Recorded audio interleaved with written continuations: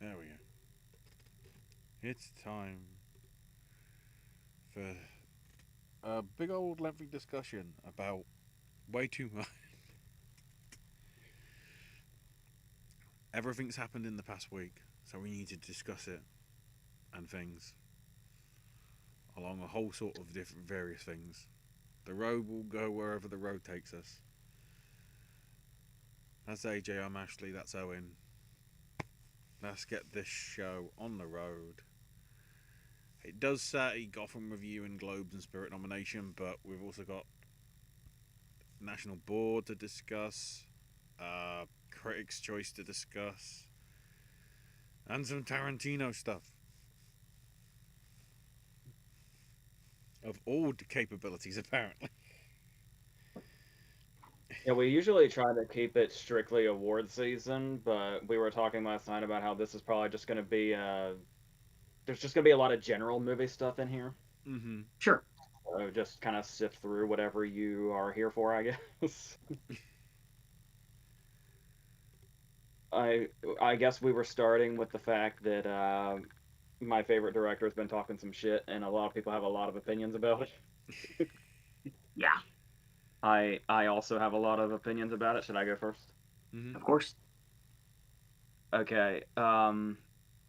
So obviously everybody knows the whole he really specifically went in on Paul Dano talking about There Will Be Blood in his best of like the century or whatever it was list that Black Hawk Down topped, interestingly. Um, and then he kind of opened up the Owen Wilson thing when he talked about Midnight in Paris.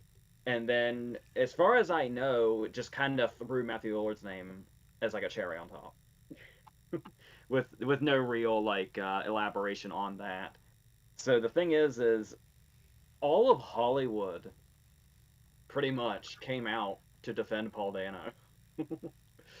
Paul Dano has a massive fan base, both of regular fans and in the industry, apparently, which is not surprising because he's been doing great work since he was very young. And the one he did with Brian Cox when he was a kid is one that I'm surprised I don't see brought up more. What is it, Long Island Expressway? I think it was, Hmm. which is very good. And then Little Miss Sunshine, There Will Be Blood, obviously. Standing his ground next to Daniel Day Lewis with only, like, what, 2 weeks to prepare or something? And then everything since then. And the thing about it is that I have several minds because I feel like what happened was, at least I think, is when we're here and we're like nobody and we're talking, if there's an actor we dislike, we can be pretty unfiltered about it. We have. Certainly. Um, and so there's the idea that Tarantino got comfortable talking the way he would talk to anybody, Sure. and you just kind of forget about the fact that you're being recorded and filmed or whatever it is. But then there's the other side of that where it's like, yeah, but when you're like a titan of the industry like that, and you have like everybody wanting to work with you, and you're in a specific industry, there's probably some respect you should show and some tact where you wouldn't talk publicly the way you would just discussing your opinions on movies and actors amongst other people. Just like an example that came to mind was if I was in Tarantino's position, I would probably never publicly say the things I've said about somebody like Rachel Zegler Hmm. because even though I really dislike her acting, I wouldn't, if there was any possible way it could get to her and make her feel attacked, that's something I would never want to hurt Rachel Zegler's feelings personally. Certainly. uh, and the big thing is like there's a pretty since most people are there's a pretty good chance Paul Dano's a big Tarantino fan. I'm sure of it. Imagine how heartbreaking that would be to hear that because he went so much on him specifically. And the very specific insults he used. Um, so I can get it from that standpoint, and then the other thing about this though is because people were also bringing up what he said about the Hunger Games and Battle Royale. Number one, they were just bringing that up, but also the fact that well the fact that that's like, oh, everybody's like, that's such a cold take, like, oh, it's been known since the beginning of time that the Hunger Games is Battle Royale, more or less. The thing about that and the Owen Wilson thing are, if you've watched as many Tarantino interviews as I have, this is extremely old news. Mm-hmm. He was talking about how much he didn't like Owen Wilson but loved Midnight in Paris when he was doing the Django tour. 13 years ago, I heard the Owen Wilson thing. It's just now been brought to light. Yeah, and the thing about Dano is like, while Dano is great, I can get somebody not caring. Like, I remember when Prisoners came out, there were people that were like, I didn't care for Paul Dano in Prisoners or something like that. Right. I have gone on record to say I think his performance in The Batman is overrated. I would never insult him, and I think most of his work is incredible. But it's like, if Paul Dano wasn't somebody's cup of tea, I don't think that's unfathomable. However, uh, Matthew Lillard was where I was like, I'm drawing a fucking line in the sand, Tarantino. It's like, okay, Paul Dano, I get it. Owen Wilson, sure. There was a long time where I didn't really care for Owen Wilson, and then he just kind of eventually won me over. Now I really like him a lot. I love Stick. If anybody hasn't watched that yet, um, but Shout out yeah, to Marry Me. but regardless if Tarantino has made some of my all-time favorite movies and is my all-time favorite director, I'm not standing for any Lillard slander, not even a little bit.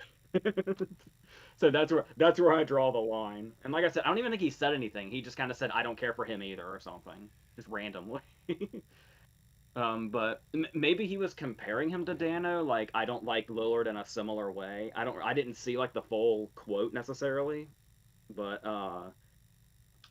yeah. So that's pretty much where I stand on that. I can see it from all the different directions, but I get that people are super upset, and I really love how many people are defending Dano, but at the same time, a lot of it is pretty old news if you're familiar with his, not just his old interviews, but just his general way of expressing his opinions is pretty intense. So, and like I said, it could just be somebody that was talking movies and got lost in it. So I'm going all the ways. Anybody else have any particular opinions on that?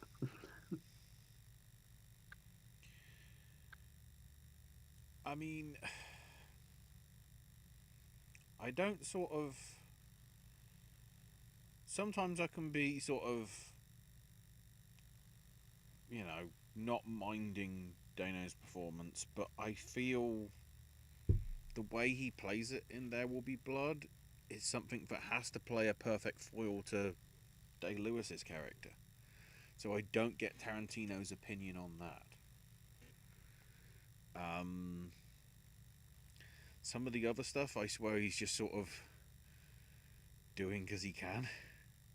I agree with Lillard's point of like, if he had that opinion about Tom Cruise, he probably wouldn't say it because he knew he wouldn't have a career. The fact that he's going for, what Tarantino could see as low hanging fruit because it's not, people that sort of have as much power within the Hollywood circle as, the big names would. Um, it's a mixed bag. I mean, Spencer says I agree in chat about him. I agree with Tarantino on Dano, and then saying I heard Quentin loves a good rom com. And Josie mentions that Tarantino called Kate Hudson the Queen of the Skies. Yeah, that was with his Colbert interview where he talked about the fact that Ghost of Girlfriend's Past made him cry on a plane. Another thing I didn't express that I probably should have was, yeah, I love Dano and There Will Be Blood. So that's something I can't quite compute. And yeah, Josie says Tarantino has some hilarious hot takes. Even if I don't agree with them, will I find them funny? And then Yeah. Bri does mention the incident from the Academy. Is another line drawn. And I'll leave it at that. But spinning the Tarantino stuff into your guys' thoughts on the whole bloody affair.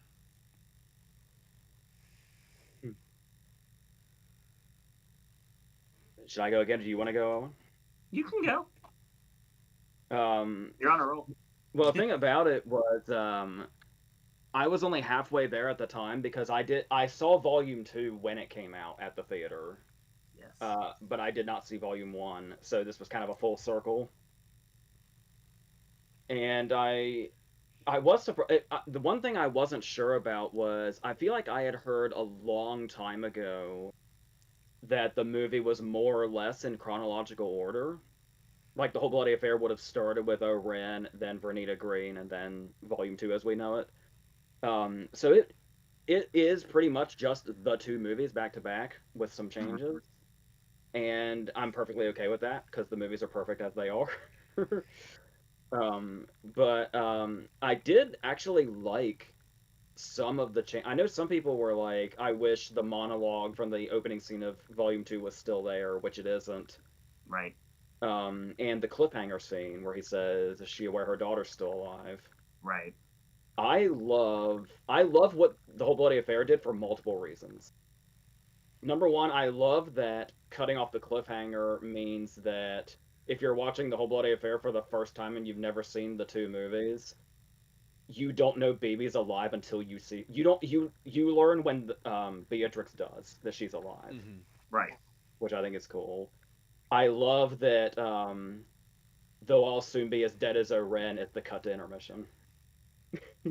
That's another reason I love that they went ahead and cut the cliffhanger out. Um, I was a bit. I didn't really notice much of a difference. I remembered it cuts to black and white when she tears the guy's eye out, Mm-hmm. which obviously this is in full color now. Sure. I couldn't quite remember where the black and white ends, so I kind of just that battle still felt relatively normal to me. It's just like, oh yeah, I remember this. I don't remember seeing this in color before. The thing that actually kind of startled me as far as added violence was during the cliffhanger scene of Volume 1 when she's telling Sophie, like, I'm leaving you alive so you can tell them that I'm coming. And she says, give me your other arm. In Volume 1 by itself, it cuts to Sophie with Bill and we just hear a scuffle. I was not expecting to see Sophie's other arm go. and the spray right at the camera too. That's fun. I did have a bit of an existential moment because I was sitting there watching the second half, and then I was remembering like it was 21 years ago. I was sitting in this very building watching this for the first time. Mm-hmm. That kind of made my head spin a little bit.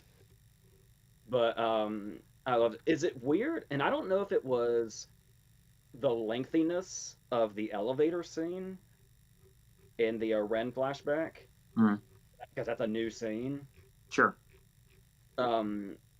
I got back on track, obviously, but I feel because I'm so not used to that being there, and it is such a lengthy sequence. The first half's pacing kind of got thrown off for me a little bit.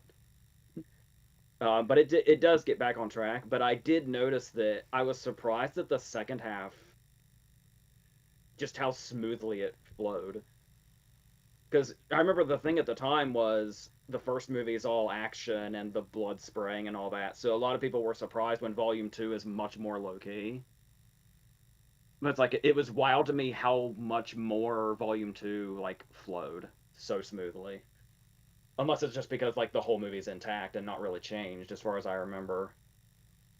Just with the opening scene cut off now. Because when the intermission fades back, when it fades back in from intermission, we're at the church, and then that's where it goes. But yeah, I'm just glad to have finally experienced that and to have more or less experienced Volume 1 in the theater.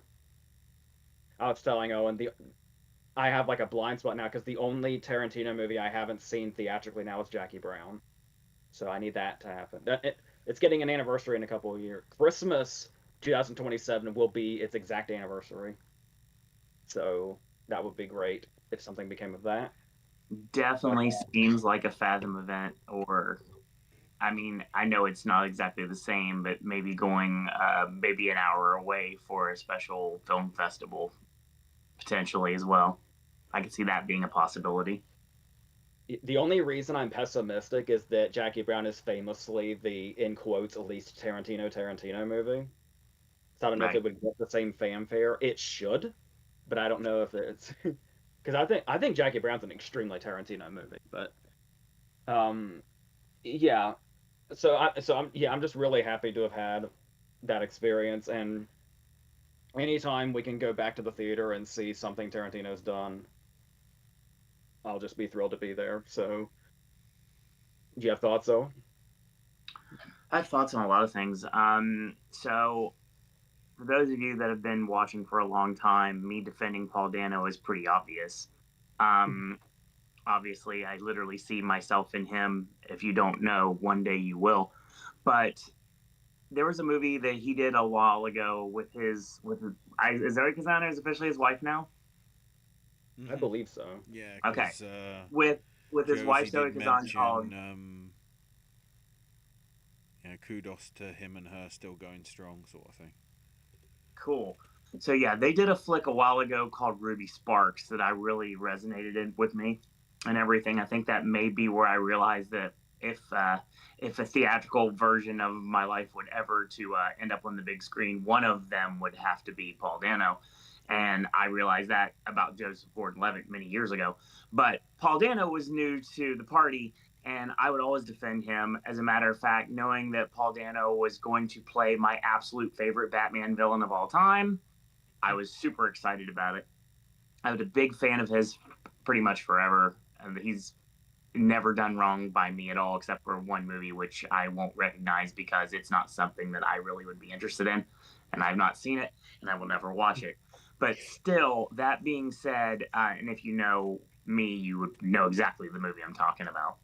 But the thing is, it sucks because it's like somebody that you respect. It's like if it was like Baz Luhrmann or Christopher Guest or Kevin Smith that said the same thing about like Carey Mulligan or Florence Pugh and everything like that. I'm like, I would take offense to that 100%, but that wouldn't happen. But the thing about it is, it sucks because it's like you have this, I guess you would call it locker room talk. Sometimes you can say things to your friends you don't normally want out in the general public. Like I can talk to AJ, or I can talk to John Paul, I can talk to Ashley, I can talk to anybody, like some rando on the street and everything. I would not necessarily have the same conversation with them as I would have here on this channel. There's a reason why I don't talk about certain things. There's a reason why I have only cursed a few times on this channel, because I had a brand that I am still building to this day. And even though it's kind of settled where it is, I'm used to it. So that's the reason why I'm still kind of putting the handcuffs on. But that's just how it is. But yeah, it's like sometimes you have to use your inside voice. And sometimes people don't understand there's a thing as an inside voice, and they let their outside voice out, and then the right person hears it, and then all of a sudden chaos erupts. So it sucks. It really does, honestly. And I hope that all of the praise that Dano is getting right now continues. I'm seeing more and more everything. I see Daniel Day-Lewis was talking. I hated his movie this year, but I will say that I'm happy with him defending Dano like he is for the specific film, obviously, because it makes sense. And I saw a lot of other people that were defending him. Reese Witherspoon was listed on there as well. And there's a bunch of others. So I guess it's just one of those things that I'm sure you're entitled to your opinion. Anybody's entitled to their opinion. They don't like me. They don't like certain actors or actresses. That's great. Awesome. If you're in the public eye, you might want to watch what you say sometimes. So you never know what, again, in Hollywood, you never know who you're going to meet on the way to the top, and you never know who you're going to meet on your fall to the bottom. So it may eventually come back to you if you say the wrong thing where it can be recorded. So it'll be on the internet forevermore. And also, just on the human level, if you watch his Criterion Closet video, Paul Dano just seems so soft-spoken and pleasant. He seems like a pleasant person in general. It's like I can't imagine like saying that about him, knowing he would hear it. Like I don't. Yeah. I got the most out of that recently with Dumb Money. He was probably one of the most me he's ever been on screen in Dumb Money, and even down to the running and everything. So I thought that was great. But yeah, it seemed like somebody, just a real jam up guy that you just want to hang out with and things like that. And he basically just crossed the wrong path at the wrong time. So I mean, just hopefully we can all move on and everything, and this won't continue. My version of the whole Buddy affair was interesting because I'm not in the same theater I was when I watched the original movie. I'm 1,000 miles away. I definitely didn't look like this back then. I obviously wasn't here back then. And the heart was in a way different place than it is now. So a lot of differences. I have not had the good fortune to check out a lot of the older Quentin Tarantino movies theatrically like AJ has. I still have both Reservoir Dogs and Pulp Fiction hanging over my head like an albatross, and I hate it. But one day it will happen. I got really lucky because I went to it was the anniversary for Reservoir Dogs, which was when Django was coming out. Sure. And it just happened that they were like, well, since we're playing Reservoir Dogs, we'll also play Pulp Fiction this weekend too. So that's how I ended up seeing both of them. I still have a chance down the line, so hopefully I can check those off. But my experience was interesting. The crowd that was in there with me, it was great being able to watch it with not a packed theater, but it was semi-full. So people that obviously know every single beat and every single line of dialogue, but also people that have never seen it before. And it was the first time that they had watched the movie and laid eyes upon anything involving the Kill Bill universe. And it was entertaining just watching people's reactions to things. I like that a lot. And yeah, the Crazy 88's battle in color, which just seemed like something that needed to be seen with the blood spraying everywhere. I just loved every second of it. Owen's introduction scene being more of a longer version of what it originally was. I like that too. And it's a lot more violent and vibrant too. I think that it looks great. Honestly, like the sound was picture perfect. And I remember all of these, everything started to come back to me as I was watching it. Everything's like, oh yeah, I remember this. And then I also said, wait a minute, I remember this. And then I go to Does the Dog Die? Because I had to. And I had to figure out where I needed to kayfabe, and I did, and I knew exactly what to do. I just forgot about the final battle with El Driver, but luckily, it was quick enough that it kind of got me. It was basically what happened to me in Longlegs.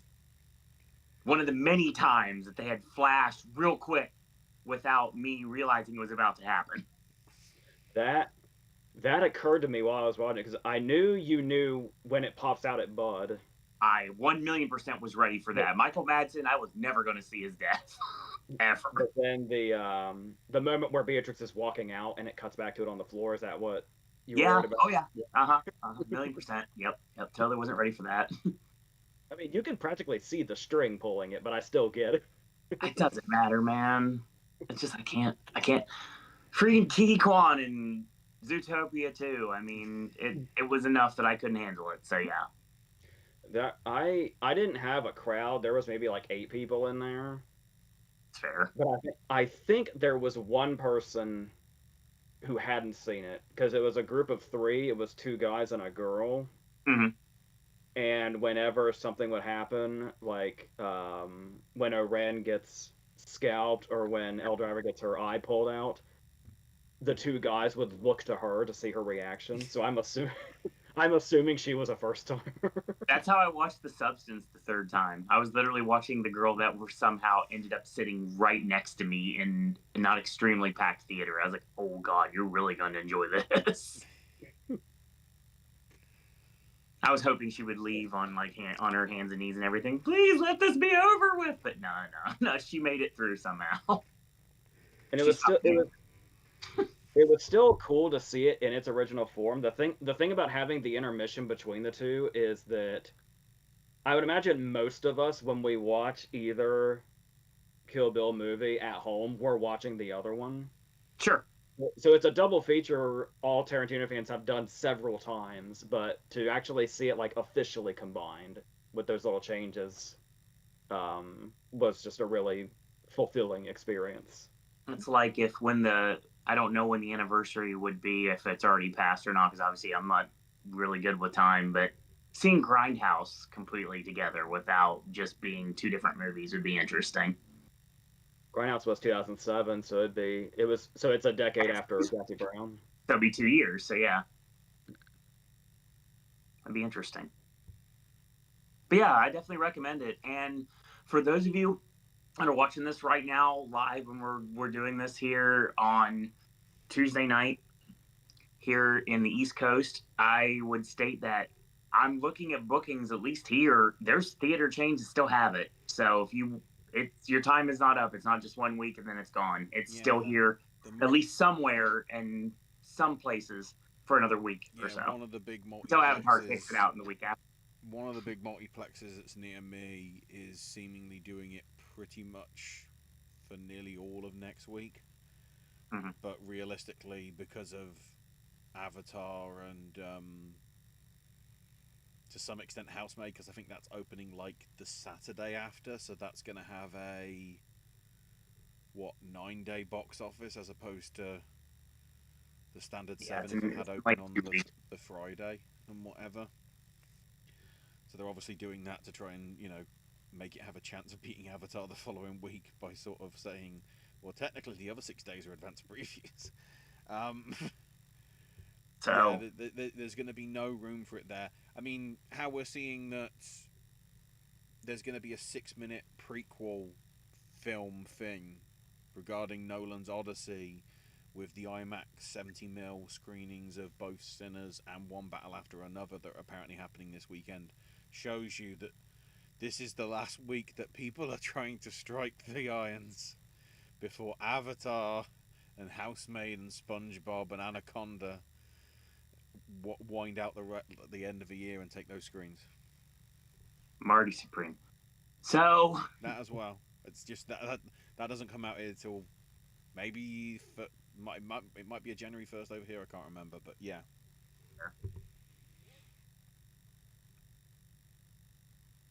So yeah, that would be our experiences through Kill Bill Bloody Affair. We haven't mentioned the other bit.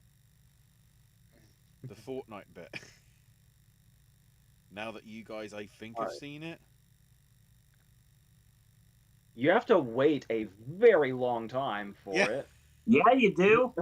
It doesn't help that, like, it's not even advertised anywhere, sort of the thing, saying, oh, we're sticking this on the end as well.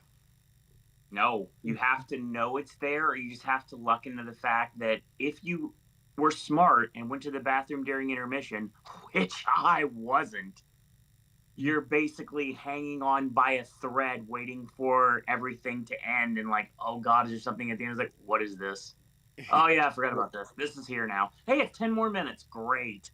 My bladder is going to die. Well, the thing about it too is another clue that this was always supposed to be one movie is those are Volume 2's actual credits. It's like it has like 3 different sets of end credits. Yeah. The projectionist would have had a blast putting that together with all the cues and everything. And that was another thing that was nice too, where it's like when you watch that on just Volume 2, it's like, oh, this is cool because it's like the credits for both movies together. That's great. But it's like when you're seeing the whole thing, it's like, oh yeah, this is the credits for the entire experience we just had. So it Right. makes sense. And I don't the have. thing that got me as well is all the censoring got taken away. I was like, wait, Fortnite never says fuck. What the hell's going on? I don't really have opinions one way or the other on the Fortnite. I don't know anything about No. Fortnite, so it was just like, okay, this is an interesting thing to try out. Yeah, Tarantino, you know, him, it's a shame it wasn't sort of as originally intended. Like the steroids get replaced by the special blue slurp with obviously way different qualities than what it has in the game. it was distractingly obvious that he was voicing Bill himself. Yeah. He didn't even try to sound like Karen, he was just him. Mhm. It was like when he showed up as the wizard in the Muppets Oz movie. Like, you're not trying at all. You're a Quentin Tarantino. You are very officially the wizard. Yeah, a good time was had oil. Yes, very much. Well, I recommend it for sure. I mean, our next plan was to transition from talking about this great theatrical experience to what's about to happen to theatrical experiences. I don't know how much I really have to say about this. I don't know about you guys. Plus, The because we Netflix don't Warner Bros. know, because thing. there's now somebody going under the sort of conspiracy theory that basically uh, Netflix basically takes the movie IPs, but then somehow some deal gets done and Paramount gets basically all the television stuff, i.e. the stuff, you know, the actual sort of networks. So somehow both profit from it, even though I don't know how the hell that works.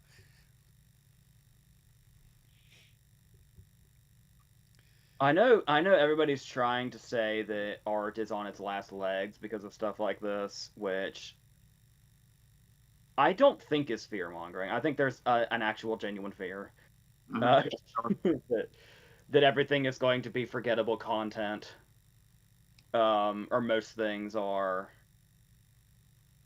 I I just hope that we can get more focus on those smaller studios because we've been living in a time now for a while where everybody's like the movies are dead and there's nothing original anymore, and it's like, no, there's plenty. You just have to look for it a little bit.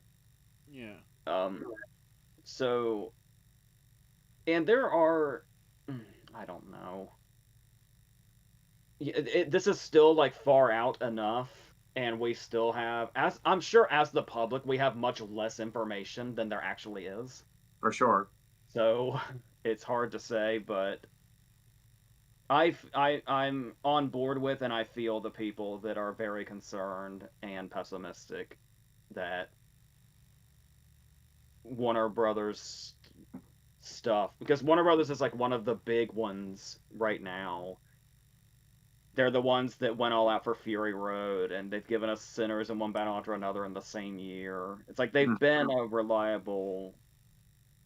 I mean, Nolan won't tell you this, but it feels like they've been reliable for the most part It is on weird when you preserving. take into account the fact the last time a Warner Brothers film got Best Picture was Argo in 2011. Yeah. So much of the rest of it was Fox Searchlight, which obviously was before it became 20th Century Studios and whatever. Mm-hmm. So a heck of a lot of it has been sort of Disney or Disney adjacent over the last 15 years or so.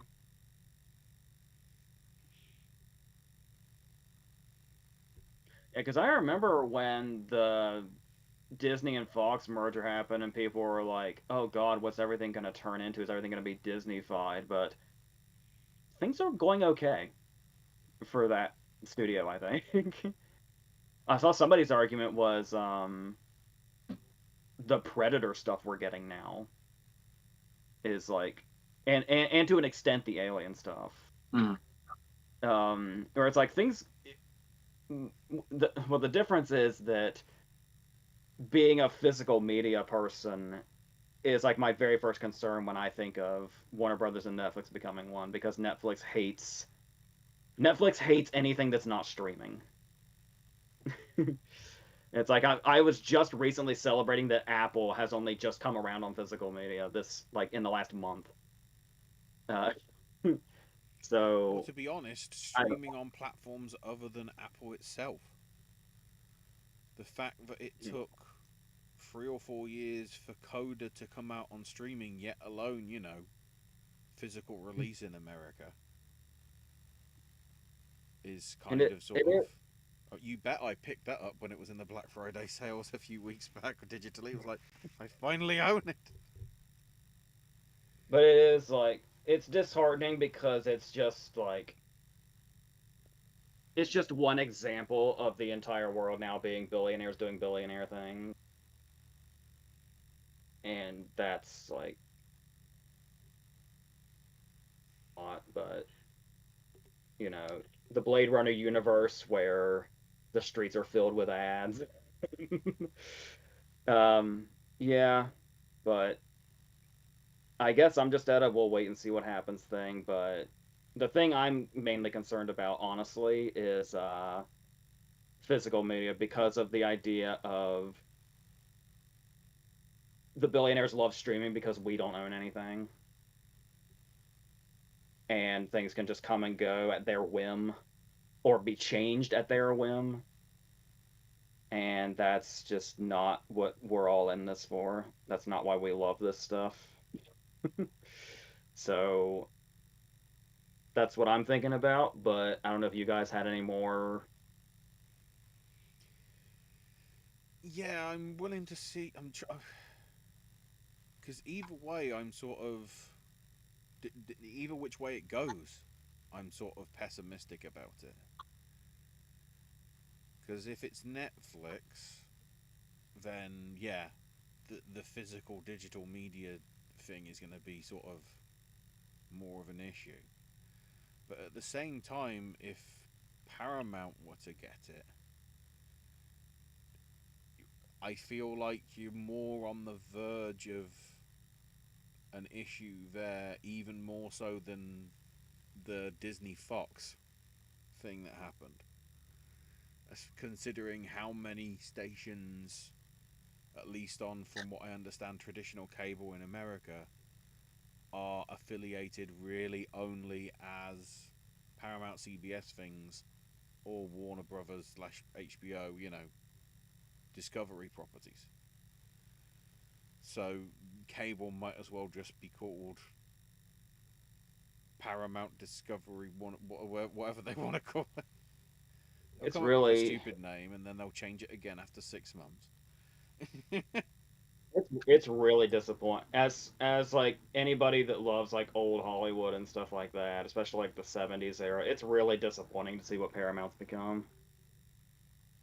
Paramount was like one of the places, and it's whatever this is now.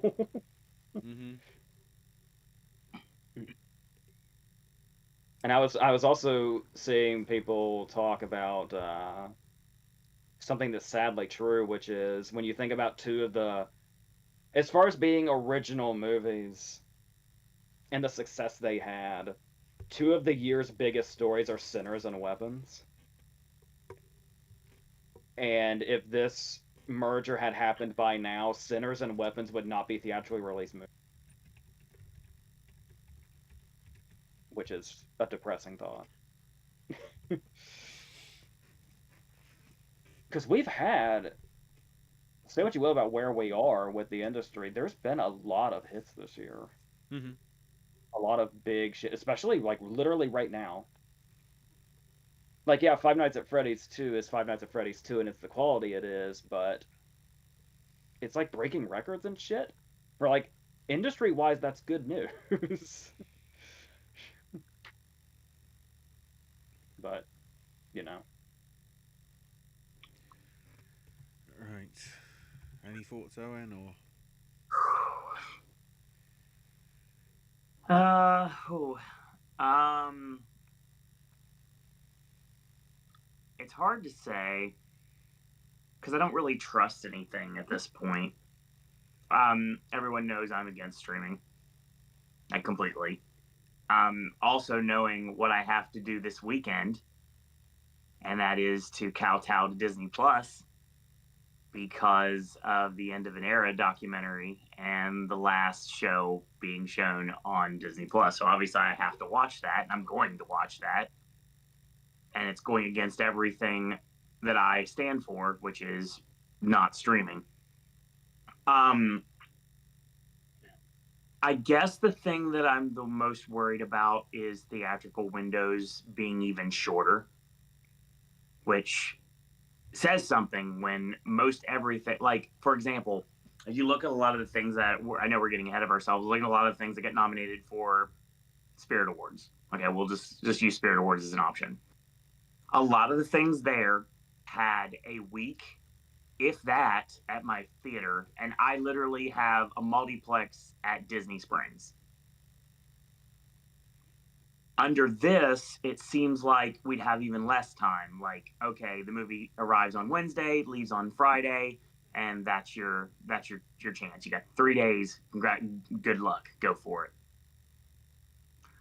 And I had a conversation with a couple people in the office today, and I said, I need to see Jay Kelly and Train Dreams like yesterday. And the person, I'm not trying to throw them under the bus or anything, but they don't really know me too well. And they said, oh, yeah, they're on Netflix. And my response was, if a movie is good enough to get nominated for a higher echelon award, like an Academy Award, it deserves to have at least one opportunity to be in a theater. I have been in a Netflix theater in California. That was a phenomenal day. I did The Lost Daughter, I did The Power of the Dog, and I did Tick, Tick, Boom, and it was dine-in, and me and Troy were the only people that were there. I know these Netflix theaters exist. There's not enough of them. I don't care if they're just showing Netflix movies. Right now, that's kind of what I need. So give me something like that. We had an Alamo Draft House that was going to come here to Orlando, but of course, nope. When the world shut down, that went away, and it's not coming back. So I've got AMC will not work with Netflix. This K-pop Demon Hunter stuff was basically just kind of like to test the water, and maybe in a couple years they may potentially work. So we might get some Netflix movies at AMC in the future. I know I literally talked to the GM about it because I was in there watching movies, and I was like, I might as well. And Regal, Cinemark, the mom and pop theaters like the West Orange Cinema in Ocoee that I got luckily enough to watch Wake Up Dead Man at, and the Fashion Square like Premier Cinema that I was lucky enough to watch Frankenstein at. So now I've got Jay Kelly, which was literally 100 miles away, and that's the closest I could get. As much as I'd love to do that, I can't really afford that, so that's not an option. Train Dreams has no theatrical run whatsoever. Like nothing. I've seen nothing anywhere saying Train Dreams is playing anywhere. Since it's starting to get a little bit of hype, and it got a lot of hype this awards that we're about to talk about in just a few minutes. Train Dreams is especially frustrating that they're not even trying, because that's a movie that would benefit so much from like a massive screen. Like, I mean, Jay Kelly is, just kind of a low key movie, so that's one thing. Mm-hmm.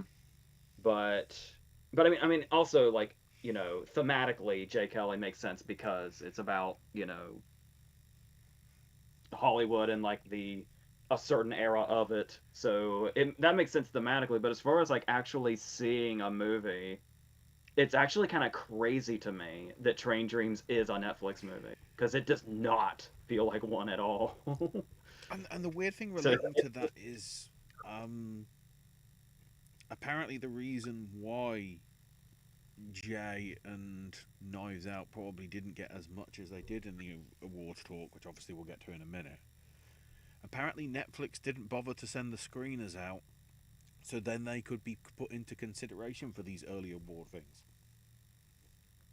Which then, to some extent, you wonder whether that will stunt the momentum that it could have if it was just there and in fresh in people's minds for the Globes and the Critics' Choice. And they don't just have to rely on the Academy and BAFTA and SAG, then the various guilds to make it stand out and be there. You almost can't help but notice that there is one Netflix movie that got much more of a theatrical release than the other few, and that's the Netflix movie has the most Globe nominations. That's Frankenstein. Right. Wonder if that's any connotation. It's not playing here anymore, but it did have a couple weeks run in around here. And I know when Frankenstein first started appearing in theaters, it took me a week to get it, but we still got it, and I still literally have checked that off the list. So I'm Probably fortunate helps that as well that Del Toro is adamant that it's getting a physical release, regardless of what I guess it's penned into the Netflix contract that no, it's going to be getting a physical release. It's not just going to be lounging away on Netflix. Do we have any confirmation or not if Netflix is mad at him? Because I did hear about like his interview where he said like we're actually making more money by being theatrically released, but Netflix doesn't want you to know that. It's basically what he said. that's something I appreciate being said out loud. I think he even said like Netflix is going to be mad at me for saying this, but who's going to stop him? Shall we sort of roll into that now at the 47-minute mark, so then I can just put that in the details in case people just want to get to the awards talk. So, I guess we'll talk about Gotham first because that fell first chronologically.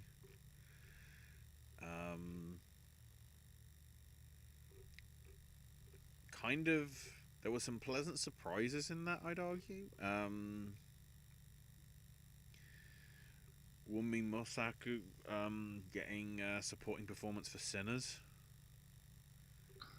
meaning that sort of she's on the radar of more than I think that she might have been in consideration. We should probably preface something before we go into all of this. Mm-hmm. Which is the same thing that we say every year. We can analyze this and we can come to conclusions, but at the end of the day, until the SAG and BAFTA nominations come out, we still don't know anything, really. No.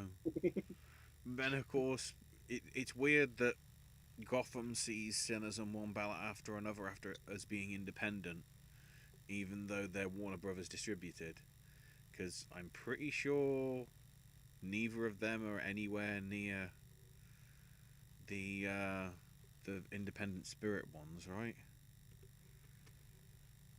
A lot of the sort of big contenders that are in Gotham don't show up in the Independent Spirits at all. Yeah, the Spirit Awards went refreshingly actually independent. Yeah. Which is nice.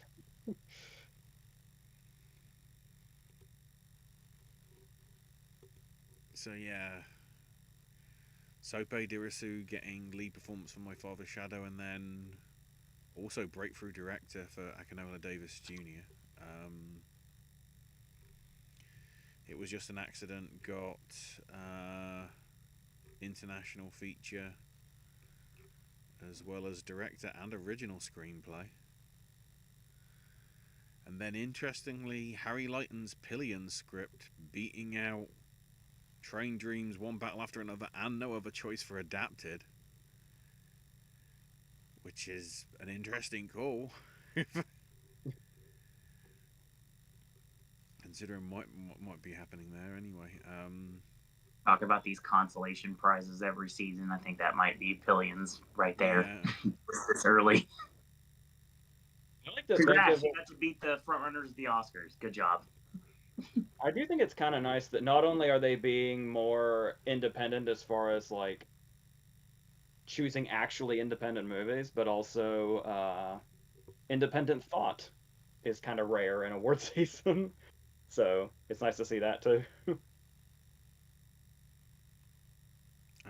That's weird. So Pillion didn't make it, I think, anywhere in the independent spirits, but that's independent. Okay, it's being distributed by Warner Brothers, but that doesn't necessarily mean it's independent, you know.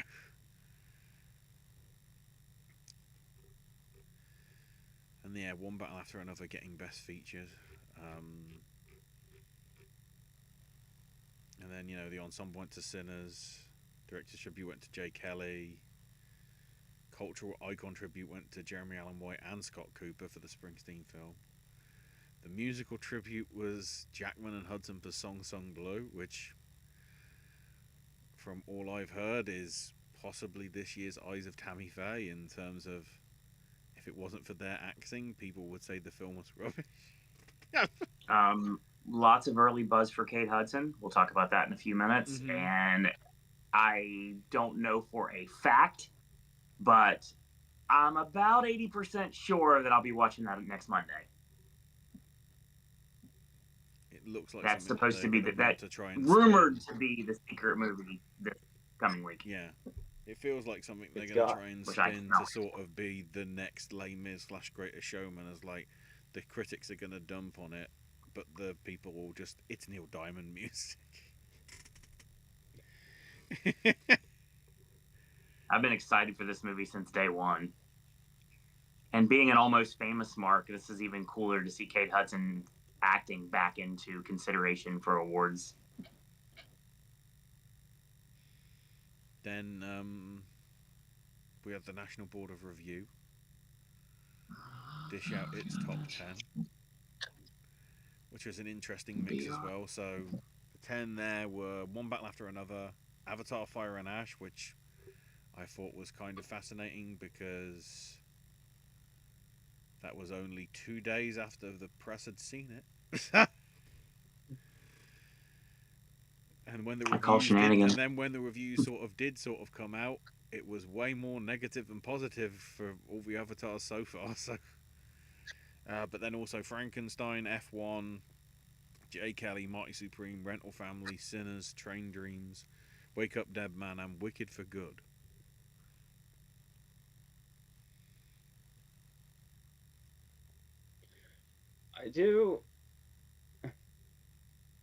I actually enjoyed Wicked. Well, obviously the Globes went a different direction, but seeing it make top 10 lists by default a little bit, because it's got a lot of flaws and a lot of people have acknowledged these flaws, but it is still enjoyable. But it's still making top 10 lists is a little weird to me. Yeah. Especially when you can kind of feel that it is the second hour, the second part, which is an hour or so long, of a musical that's been dragged out with a lot of exposition to warrant a 2.5-hour runtime for the second part. The songs, it's just the exposition to sort of like try and drag it out into something really sort of stops the pace of it from really being that right sort of pace that the first one had. From what it sounds like from the beginning, like when it first hit the scene, Act 2 of Wicked has always been the adult portion of it for Broadway. Mm-hmm. Where everybody comes like it makes a good complete story, but everybody is under the same impression that one part is not as good as the other part. And they both have movies that now reflect that as well.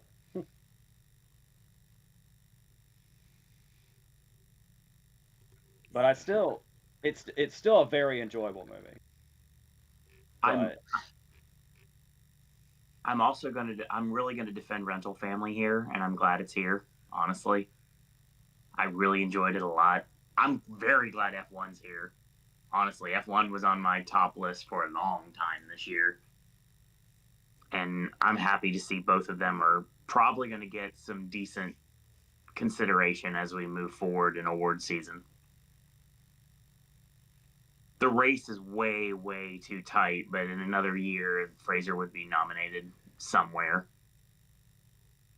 That's what I'm afraid of, and There's I've too much. expressed this since we started this season, but the fact that there are so many great options this year, I'm really afraid that there's gonna be too many default choices like that, where it's like, of all the other choices you had, this is what takes the slot. Well, it's funny because right now the general consensus among everybody that's not us in this lineup seems to be the person that is the and with them as always is George Clooney, which I don't buy that. Jay Kelly sight unseen. Vic Kelly is seen on this side, and I'm not changing any opinions I've had up to this point. But oh god, what else was I gonna say? It'll come back to me. We can go.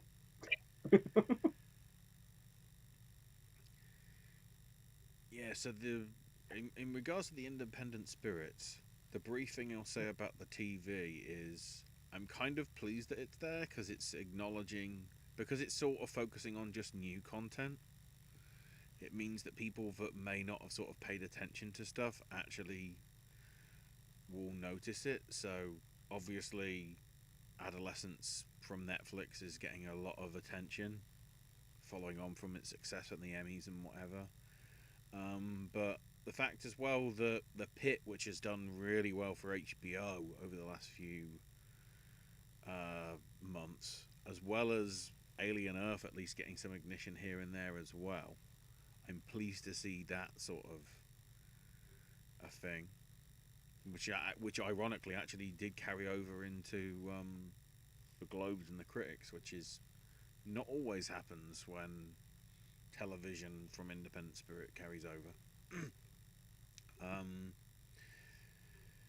And then interesting call for Chief of War to get ensemble cast in a series, because I think I've heard relatively good things about it, but it certainly hasn't had the same attention that Apple have put certainly on Pluribus that's happening right now.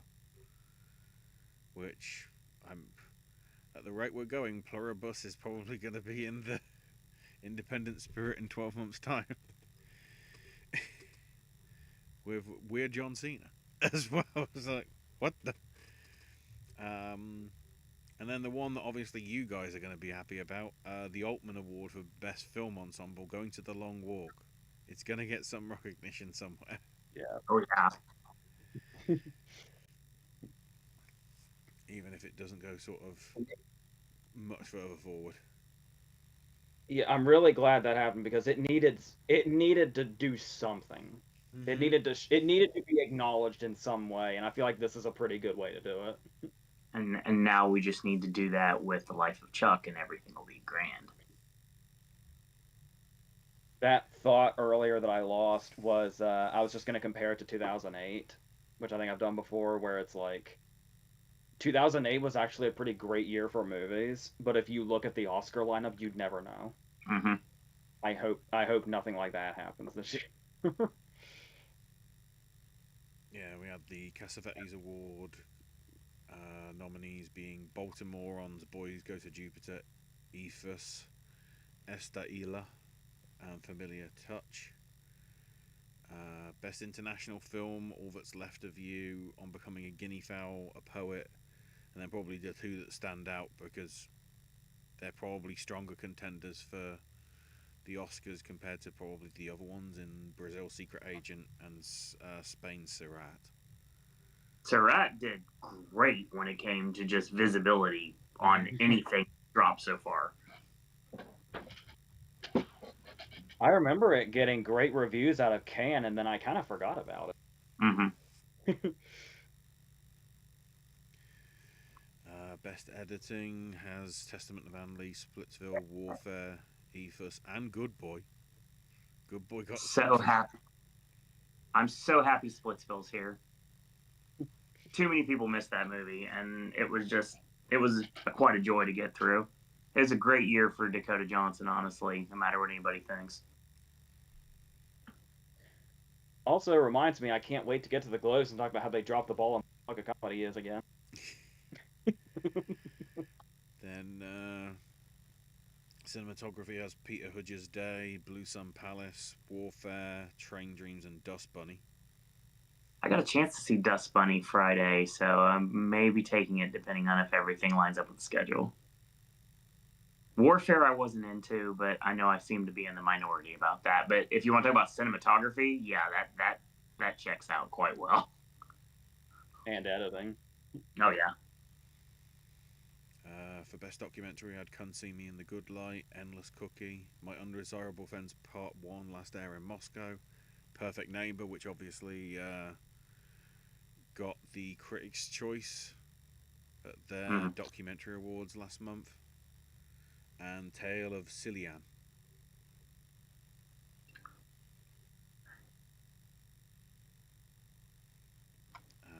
For breakthrough performance, we have Liz Larson for Baltimoreans, Misha Osherovich for She's the He, Kyo Martin for The Plague, SZA for One of Them Days, and Tabitha Zaminga for East of Wall, as herself. A lot of people really went nuts for One of Them Days. It was very well liked, and SZA in that movie specifically, so I feel that she's got a really good chance of winning. Just in general, it getting 4 nominations here was pretty surprising. It was actually so early, I kind of kept forgetting it came out this year. It wasn't one of the ones I got to, but it was something that I was bombarded by trailers every single week, it seemed like.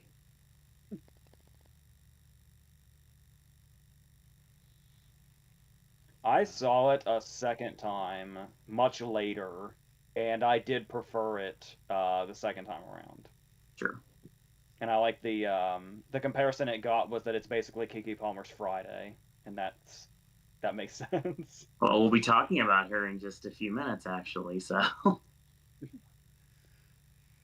Yeah, on the performance front as well. For supporting, we have Naomi Aki for Sorry Baby, Zoe Deutsch for Nouvelle Vague, Kirsten Dunst for Roofman, Rebecca Hall for Peter Hudge's Day, Nina Hoss for Heather, Jane Levy for A Little Prayer, Archie Madekwe for Lurker, Callie Reese for Rebuilding, Jacob Tremblay for Sovereign, and Hypin You for Blue Sun Palace. Happy to see Roofman get some love.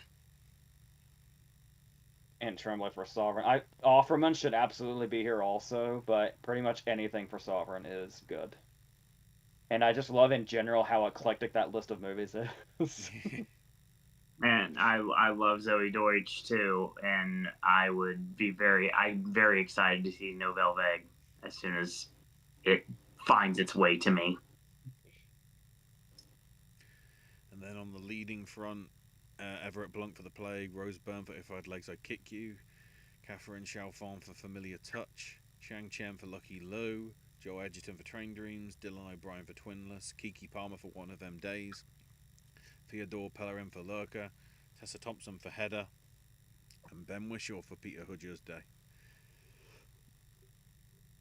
I mean, it seems pretty cut and dry. If you just look at it by name alone, it's Edgerton versus Byrne. However, I will throw out Dylan O'Brien as a performance that everybody seemed to really dig this year with Twinless. So I feel like it's funny because when it comes to these awards bodies, the most obvious answer is not always the correct one. And we've seen that many times throughout the years. So you never know who may win this award. Even if you feel like you may have it locked down, they may not go the same route as everybody else. I feel like Twinless is also one of those movies where it seems like anymore it's never the movie that wins Sundance that gets talked about. Sure. But a movie from the lineup that lost to whatever won. And I think this year it feels like Twinless was that. Like, obviously it's not going to be as on the radar as something like A Real Pain, which is another example of this. Sure. where it's like, I think it was called I even saw the movie. Is it called In the Summers? I think was the one that won when A Real Pain was in Sundance, and it's like just which one of those ended up becoming more of a thing. Right. So I figure I'll be interested to see if that is a trend that continues. That it's never the Sundance winner; it's the bridesmaid. It feels like it's either, hey, we're just going to copy the Oscars, or we're just going to go completely off base. It just depends on what kind of year this is. For first screenplay, we have Friendship, Outer Lands, Lurker, One of Them Days, and Blue Sun Palace.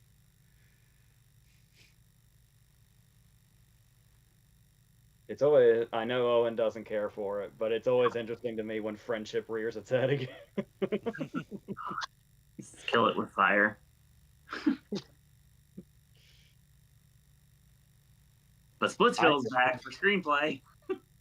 I tried to explain some sketches from I Think You Should Leave to you, and you were not having it. No, not at all. And then on first feature, Blue Sun Palace, Dust Bunny, East of Wall, Lurker, and One of Them Days as well.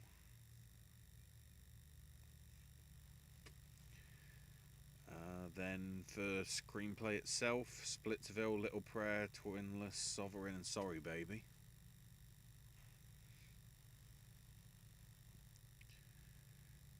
For director, we've got Clint Bentley for Train Dreams, Mary Bronstein for If I Had Legs I'd Kick You, Loy Choi for Lucky Lou, Ira Sachs for Peter Hudger's Day, and Eva Victor for Sorry Baby. I think I've made it clear. Any Sorry Baby love is, I'm here for it. I'm still upset that I had an opportunity, and I don't even remember why I didn't pull the trigger on it. Owen asked me, was that just yesterday? Yeah, it was just yesterday. It was just yesterday, yeah. If I have a favorite movie of the year right now. Yes. And I don't, but it's between like 3 or 4 choices. Mm-hmm. And Sorry Baby's very much one of those choices. I'll be really interested to finally put that list together and see where everything lands. I kind of gave up in November because I kept having to switch everything out, and it just felt wrong. So I may have to reformulate my list at the end. Right now, I know exactly what my 1, 2, and 3 are, but everything else, I just have to figure out where it goes. I feel like that's another way you can tell this is actually a good year or a great year, is that usually I have, and usually I think most people probably have one they can single out by now. I do have one you can single. I did for the entire year, and it took until one battle after another came out that it topped it. Yeah, you ask me my favorite right now, and I just immediately see a revolving door because there's like a few.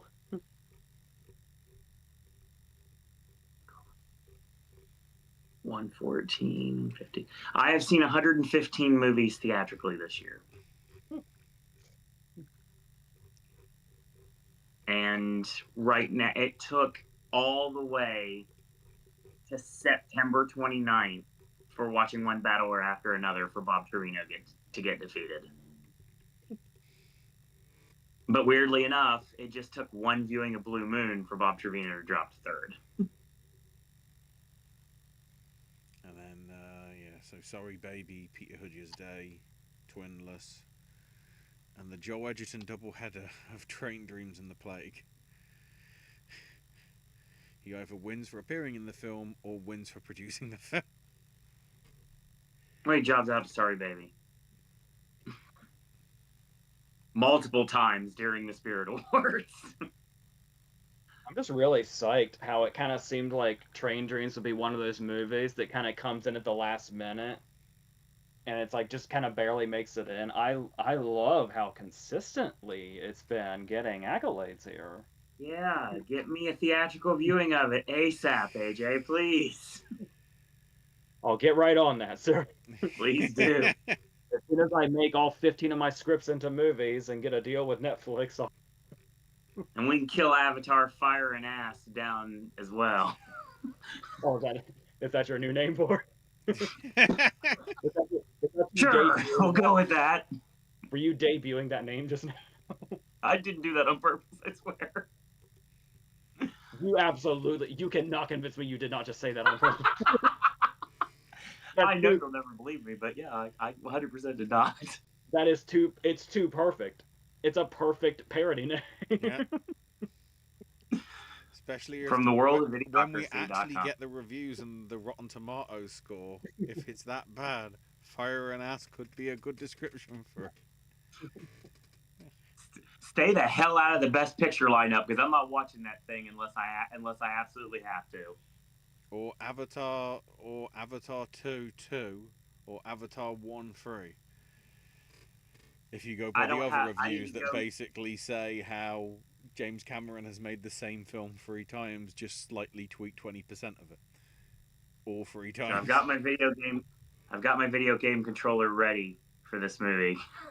Don't make me have to do it. Critics' choice. You know what sucks is you say all this and you make this big deal out of it.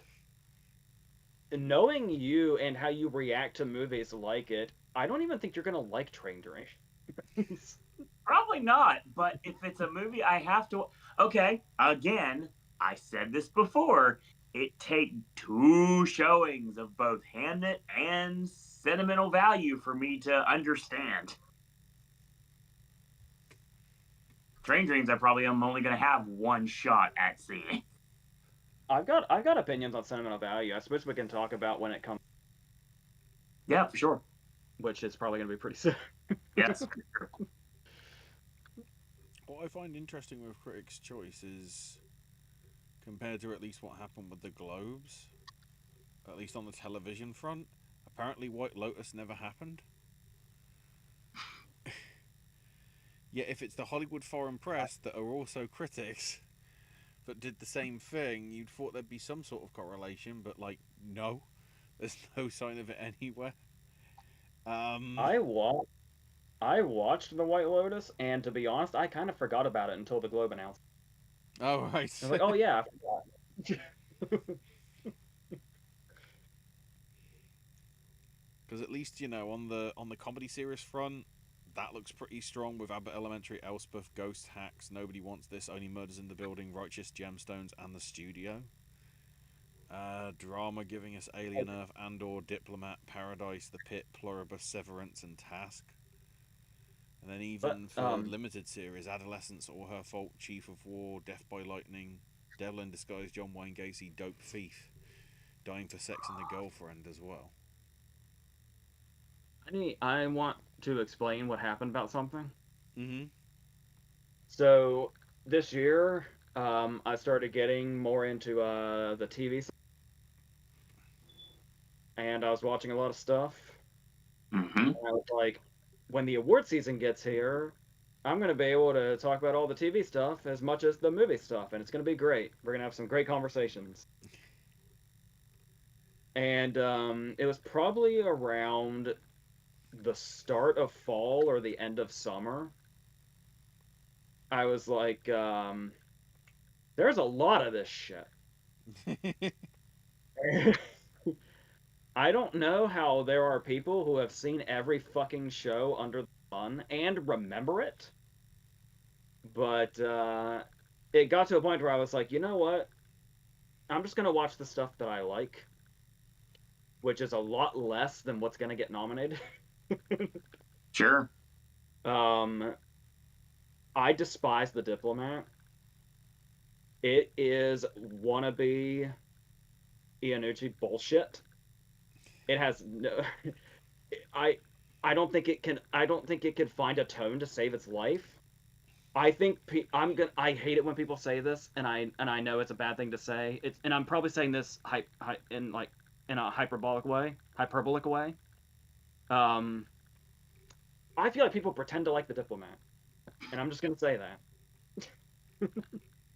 There is no way anybody is into that. I can't wrap my head around it. I don't know, but I'm just gonna throw that out there. And I think honestly, it might have been trying to watch The Diplomat that broke me. where I was like, you know what? I'm just gonna watch the shit I care. Life's too goddamn short. I'm just gonna watch the stuff that I care about. Accurate.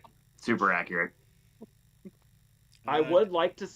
I would like to start Pluribus just because of Gilligan and the word of mouth.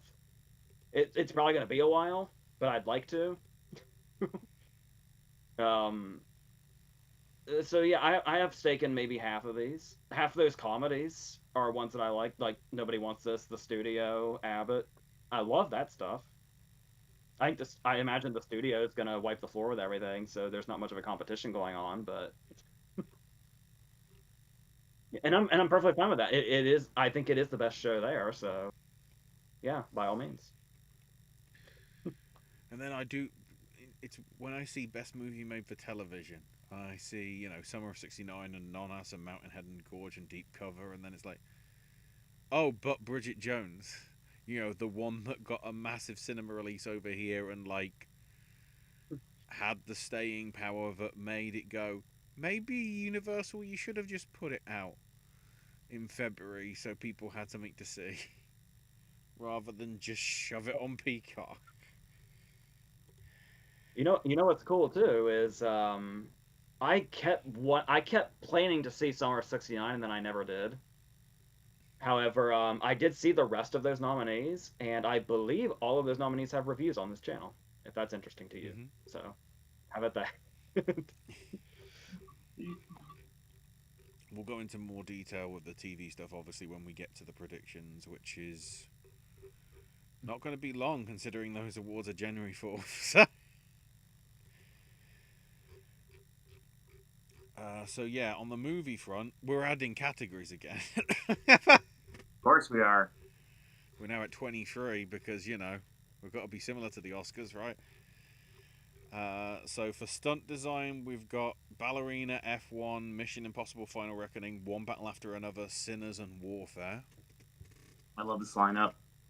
I don't like Warfare, but I like this lineup. It's a fair list in terms of stunt design work, I would say. I get to start it now. For best special visual effects, we've got Avatar: Fire and Ass, F1, Frankenstein, Mission Impossible: Final Reckoning, Sinners, and Superman.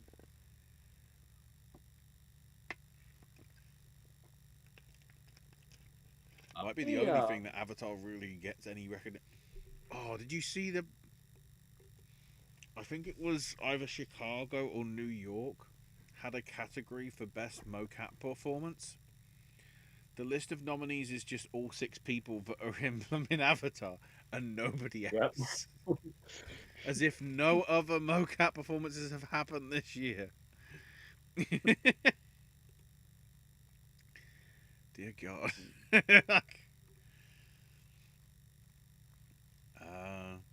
Timely stuff here as well. For makeup and hair, we have 28 years later, because apparently they're already press screening the new one, because I guess they really want word of mouth to start early ahead of it coming out late January. We also have Frankenstein, Sinners, Smashing Machine, Weapons, and Wicked for Good. Very happy the Smashing Machine and Weapons are in here. Are we? I'm sure there's a lot of subtle stuff in there too, but for like some of the bigger pieces, are we? Is anybody on the same page as far as yes for Frankenstein's makeup? I don't know for its visual effects. Yeah, that sounds about right. I don't know if it's the Netflixiness of the way it looks or what. But, I will say it looks good in a theater. I was going to ask that. On a theater screen, it looks incredible. Okay. Like, you saw Nosferatu theatrically, right? At least once? Okay. It's got that same vibe. But yes, very Netflixy as well. I agree with that. I like that. That terminology will stick for this season. Eggers' filmmaking in general feels a little more natural. Obviously, Del Toro's obviously very natural, but Frankenstein, I I had like everything I was gonna say for a Frankenstein review, and then I never actually did that video. So Mhm. I have all these things that I think you've heard, but you haven't. Right. I have, but no one else has. Where I was conflicted because Frankenstein feels like a Del Toro movie and also feels too much like one. It's a very Mhm. conflicted feeling. My argument was that I feel like because Frankenstein is basically the culmination of Del Toro's entire career, but he's been so inspired by the story and monsters his whole career. By the time we actually got to Frankenstein, I felt like I'd already seen it. You know what I mean? Mhm. Does that make sense? No, Where no, it's I understand that. Yeah. like you see Del Toro's sets in another movie and you're like, "Oh, I'm in Del Toro." And I'm watching Frankenstein and I'm like, "Yeah, that's a Del Toro set. I've seen that." I hate that feeling, but I couldn't that's how I Even though felt. it's yeah, Like, even though it's sort of kind of a completely different genre in terms of approach, I feel Del Toro doesn't need to do a Dracula because he just so happened to do Blade 2. Yeah. Like, it's weird in that respect because it's definitely not your usual sort of Dracula style thing, but it just like, no, he's done that genre. You don't need to do anymore. and he's made the weirdest creature from the Black Lagoon adaptation to date. Yeah. And the weird thing is oh my god, what the fuck was I gonna say? Oh yeah. The fact that when I was watching Frankenstein, I was like, yeah, this is all like, yeah, this is Del Toro's vibe, obviously. Like, I feel like I've even seen these sets before. Mm-hmm. What, Crimson Peak. one criticism I had was the scenes between Elordi and Mia Goth felt like the lab scenes in The Shape of Water. Like, I felt like I was watching The Shape of Water Yeah. during their scenes. Um, but it's like it's weird how it's like it's exactly what I thought a Del Toro Frankenstein movie would be as far as appearance, but there was also so much where I was like, this kind of wasn't what I thought it would be at all Mm-hmm. in other ways. It was just a really weird feeling watching. I've been meaning to rewatch it now that I have all this, like now that I know what it is. I feel like a rewatch will go much better, but as of right now, still on just the one watch, I'm like in a very conflicted place with Frankenstein. But yeah, how'd we get here? Makeup. Then on the We're music going to front, costumes. we've got uh, Clothed by the Sun from Testament of Anne Lee, Drive from F1, Go in the Bubble from Wicked for Good, Golden from K-pop Demon Hunters, I Lie to You from Sinners, and Train Dreams from Train Dreams in song. And then I for score, we've got. literally can't see a Go ahead.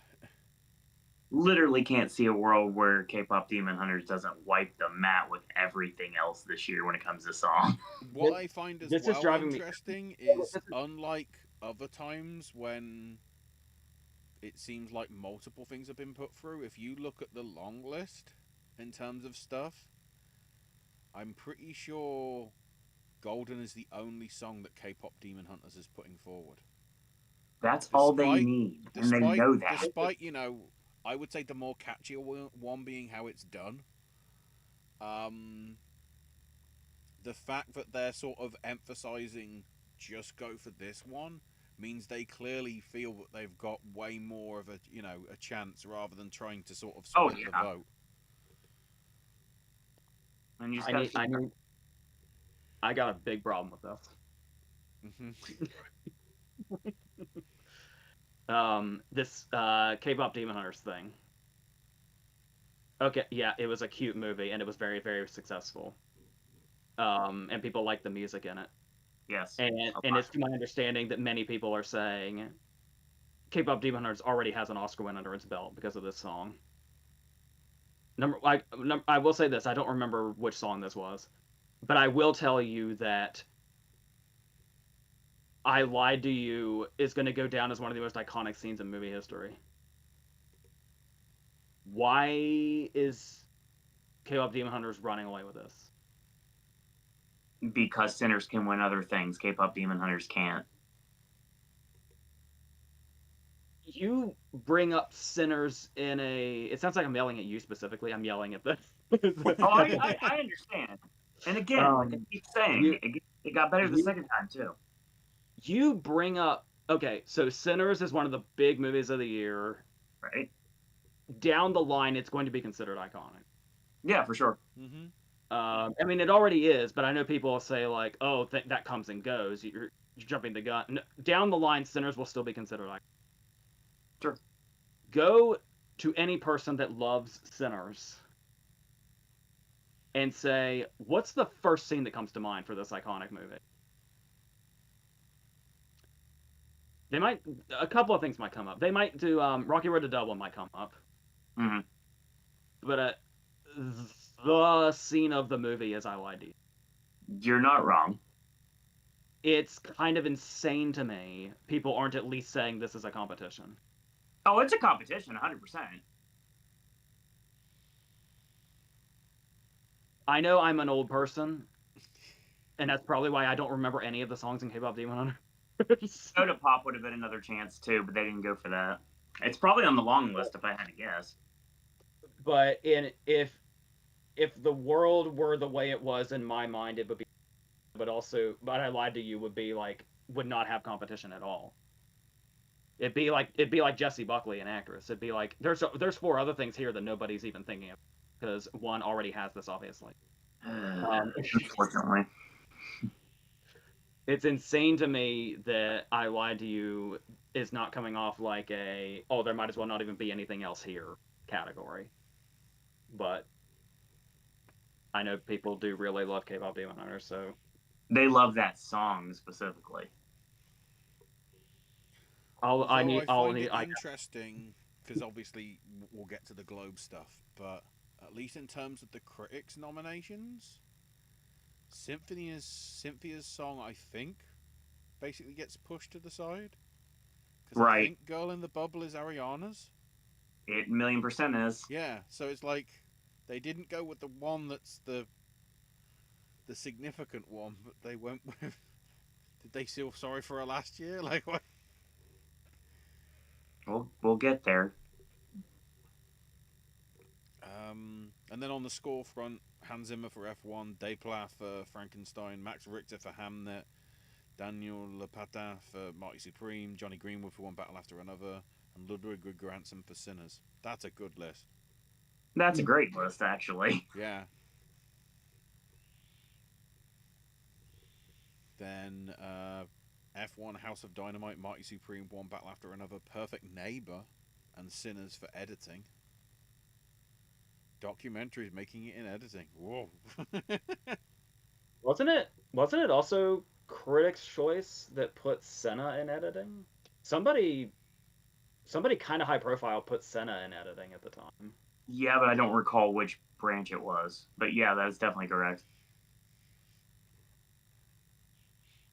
They love those motorsports movies. They just seem to like breed editing nominations, and deservingly so. Yeah, I was about to say, yeah, there's a reason. I love F1. If you want me to do another 20-minute rave review of Ford versus Ferrari, I'm ready to go. Oh God, yes, let's go. No, let's go retro. Go actually to Grand Prix. It's very long. Weird. It's weird how that's completely fake, but somehow makes more sense than the F1 film. Probably, but just because they tried to portray that as all the drivers in that were fake, even though they weren't.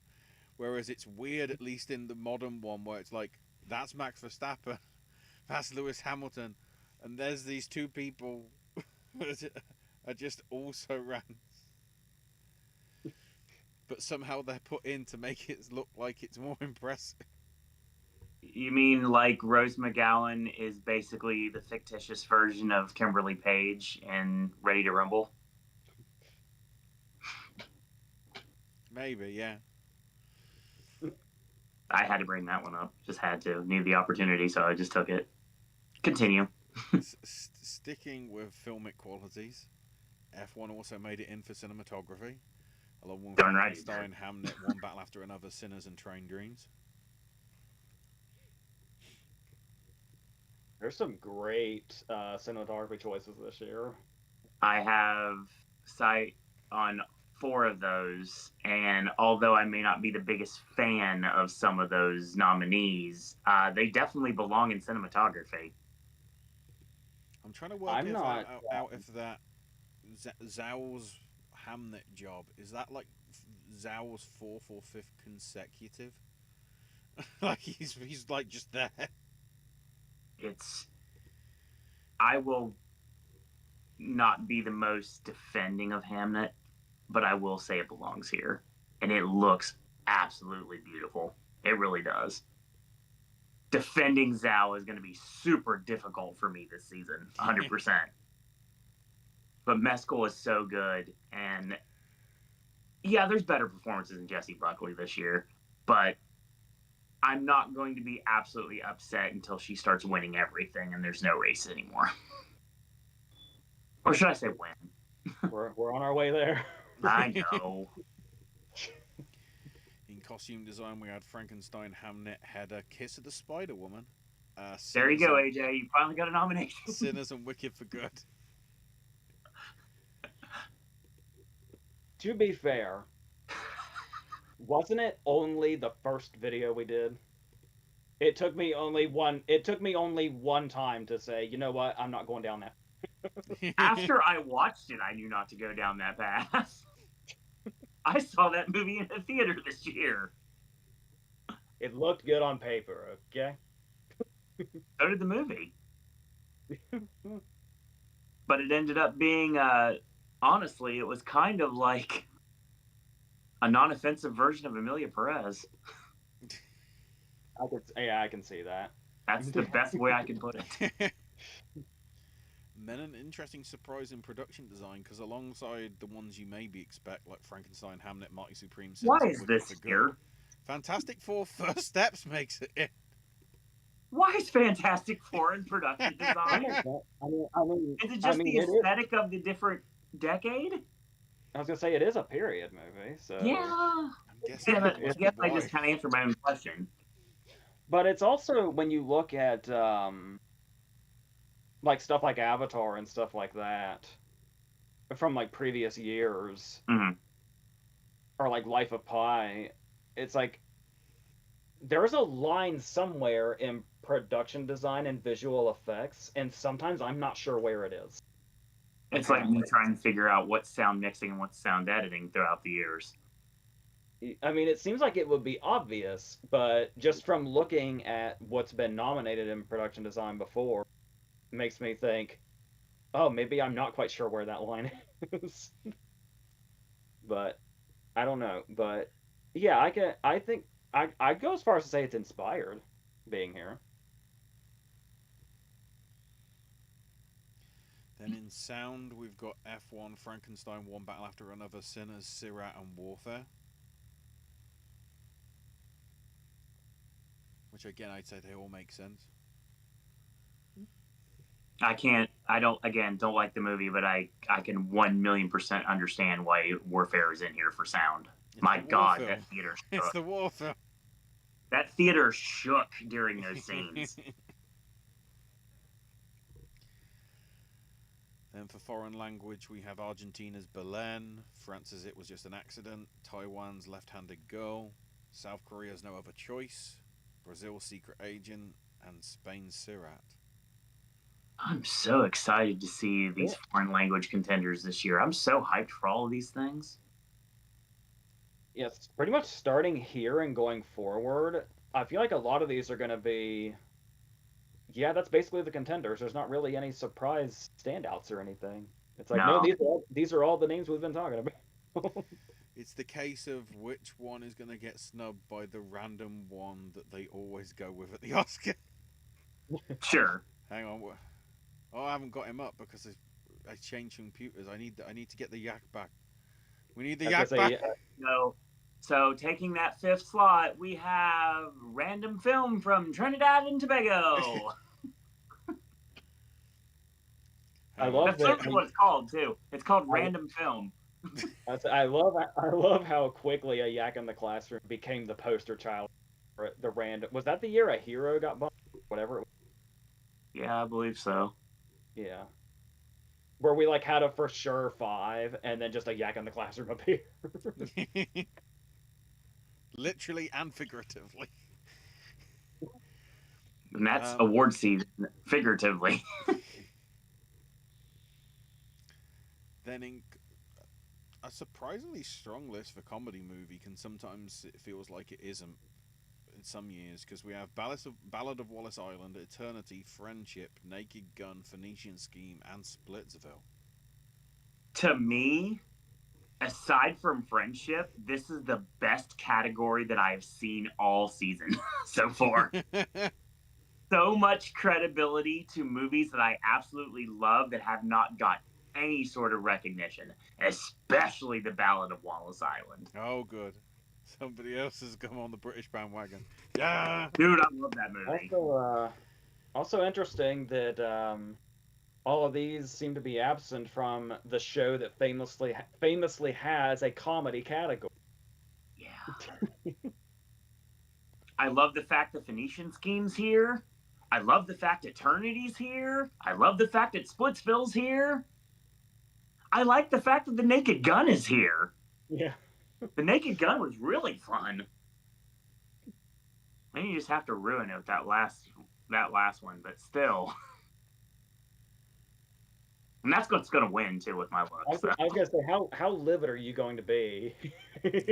When Tim Robinson beat some of my favorite comedies of the year, yeah, I know what you mean. But yeah, Wallace Island is phenomenal, and I wish it was more in consideration other places. I'm glad that they at least nominated it here. Also, this is because if Tim would somehow accept the award, you know it's going to be one of those that they do in sort of the video package before they go to commercial, because they don't want to risk Tim doing something stupid on the set. I usually complain every single season about their quote unquote comedy category. This year, I have barely any notes at all. This is a phenomenal list, plus Friendship. Then in animated, we have Arco, Elio, In Your Dreams, K-pop Demon Hunters, Little Amelie, or The Character of Rain, and Zootopia 2. I mean, am I the only person that had not heard of Argo until it won its first critic award and now it's everywhere? No idea. I think it's the one Natalie Portman's backing. Is that its claim to fame? I will say the only reason Elio is here is because I don't think they have another contender. I'm the wrong person to provide any commentary here because I've talked extensively about my lack of passion for the animated. I honestly wonder whether Elio gets replaced by SpongeBob, depending how well it's received by the time we get to Christmas.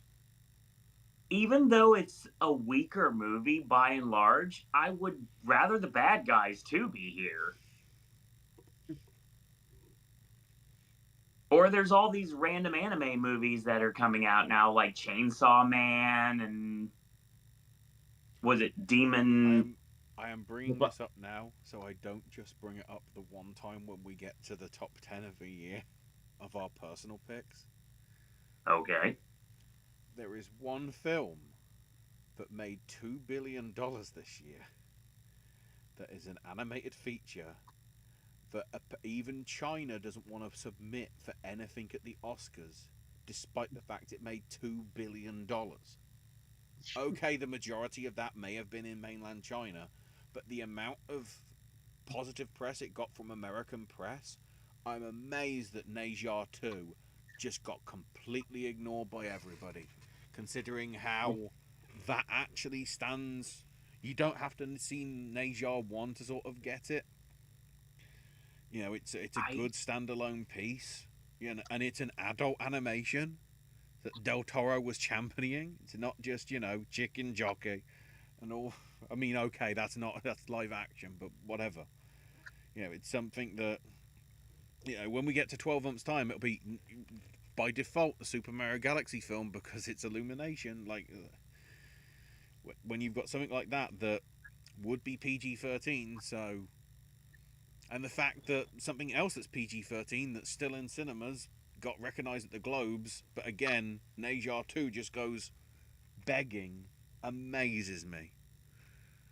They love those movies now. Way more in the last 5-10 years, we've seen an explosion of anime showing up in theaters. So much so that these movies I have never heard of before in a million years for any reason are getting the Dolby Digital Theater #1 experience when I've never heard of it. I have two things to say about Demon Slayer. That's It's not the even. other one that should be. It's That's not what I even was here trying on to say. the It thing. should be on there. That's I say not. it's at the Globes, but since it got brought up, I'll say it now. I only know I had not even. I can't follow any of this stuff. It just appears to me. That's fair. But the reason I first knew Demon Slayer existed was that video that went viral where that guy, I think a guy was like pissing on people in a movie theater or something. And a video went viral of a dad beating the shit out of this guy while Demon Slayer's playing in the background, and there's a fight happening on screen that's like perfectly fine. Brilliant. And I was like, all the comments are saying, "Oh, it's Demon Slayer," and it's like, I don't even know what the fuck that movie is, but how I know it now. And the second thing was during the Globe announcement, I forgot it was a thing. Like it went in and out of my head as soon as that viral thing came and went. Sure. So when Marlon Wayans said Demon Slayer, I thought he had fucked up K-pop Demon Hunters. No, there's just 2 demon movies. Whoops. Then, for adapted screenplay, we have One Battle After Another, Train Dreams, No Other Choice, Frankenstein, Begonia, and Hamnet.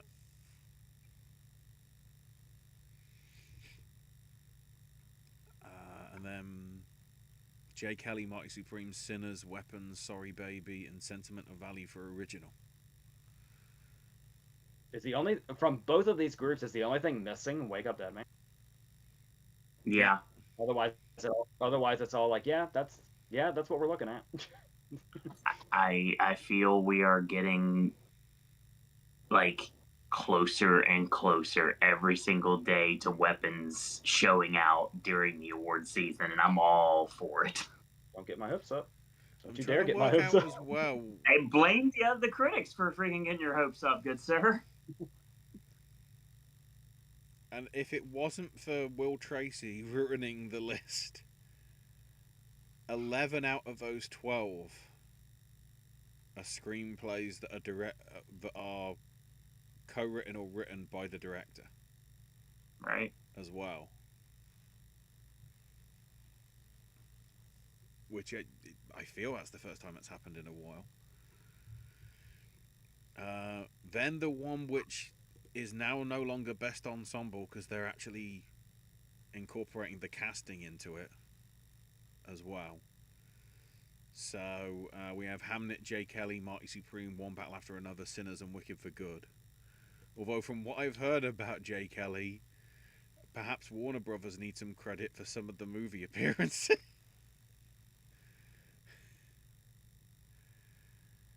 Which is weird.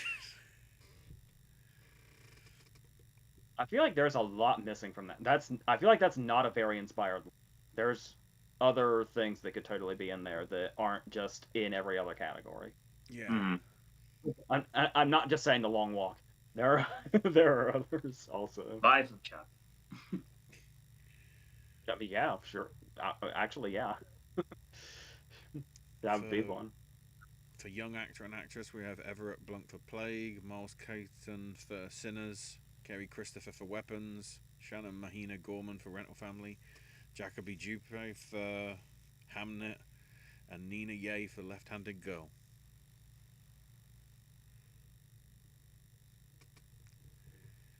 This is usually a pretty good list.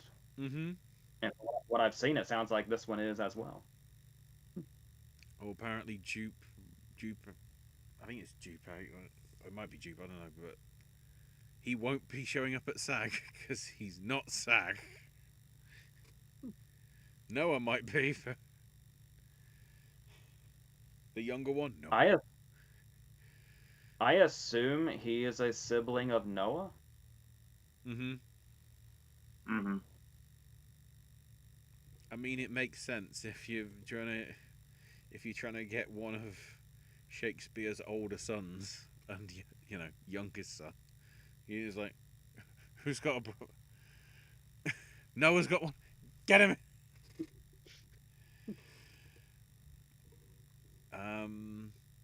So then, supporting actress, we have Elle Fanning for sentimental value, Ariana Grande for Wicked for Good, Inga Itzdottir Lias for sentimental value, Amy Madigan for weapons, Rumi Masaku for sinners, and Teyana Taylor for One Battle After Another. I mean, we may be looking at the Oscar list with an outlier at this point. And I know what outlier I'm thinking, but I may not be in the right mindset. Possibly on that same front as well, we have Del Toro and Sean Penn for One Battle After Another, along with Elordi for Frankenstein, Mescal for Hamnet, Sandler for J. Kelly, and Skarsgård for Sentimental Value. Same thing. Yeah, so I guess now would be the time to talk about something that's been going on that's pretty interesting. At least it is to me. So what I feel like was going on for a while there was that Sandler was at the top of a lot of predictions. Right.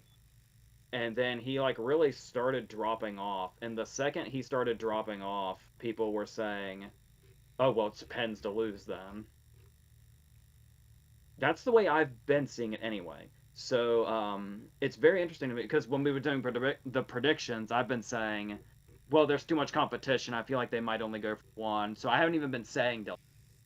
I've just been laser focused on Penn, and that's what I've been doing. And I don't know if everybody's been looking at all the other stuff, but there's not many things Del Toro has lost yet. That is correct. Del Toro looks like Bale circa 2010 right now. Yeah. Is that a bit of a plot twist? Is anybody else as surprised by this as I am? The fact that it's possible that Del Toro could make it and Penn misses. It depends. It really depends on how much they want to go for Jacob Elordi. Yeah, we've got this Sandler versus Elordi thing for the fifth slot happen. Right. That's what it seems like.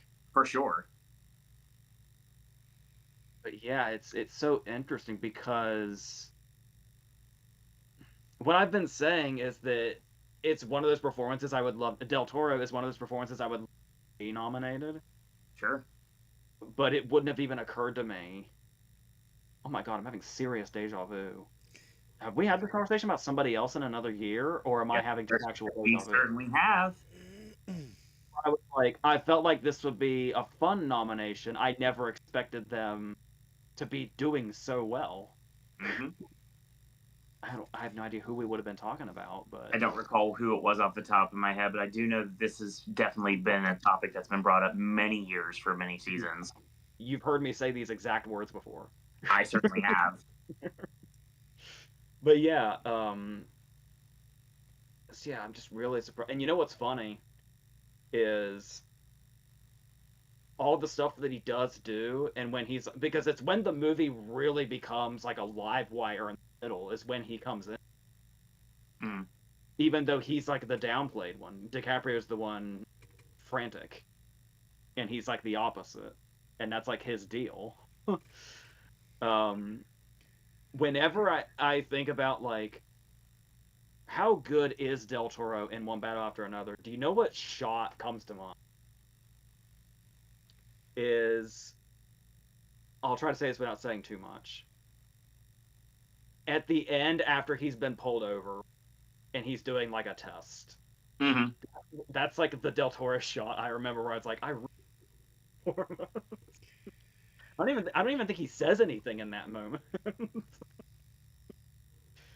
But it's so interesting to me how that whole movie and where it is interesting to me because, like I said, with how much Teyana Taylor's been showing up and how much she seems to be very much in it. Yeah. When she's only in a fraction of a 2 hour and 40-minute movie. Yeah, I don't know. it does. I feel it does say a lot that the memes I've been seeing is DiCaprio doing the whistle,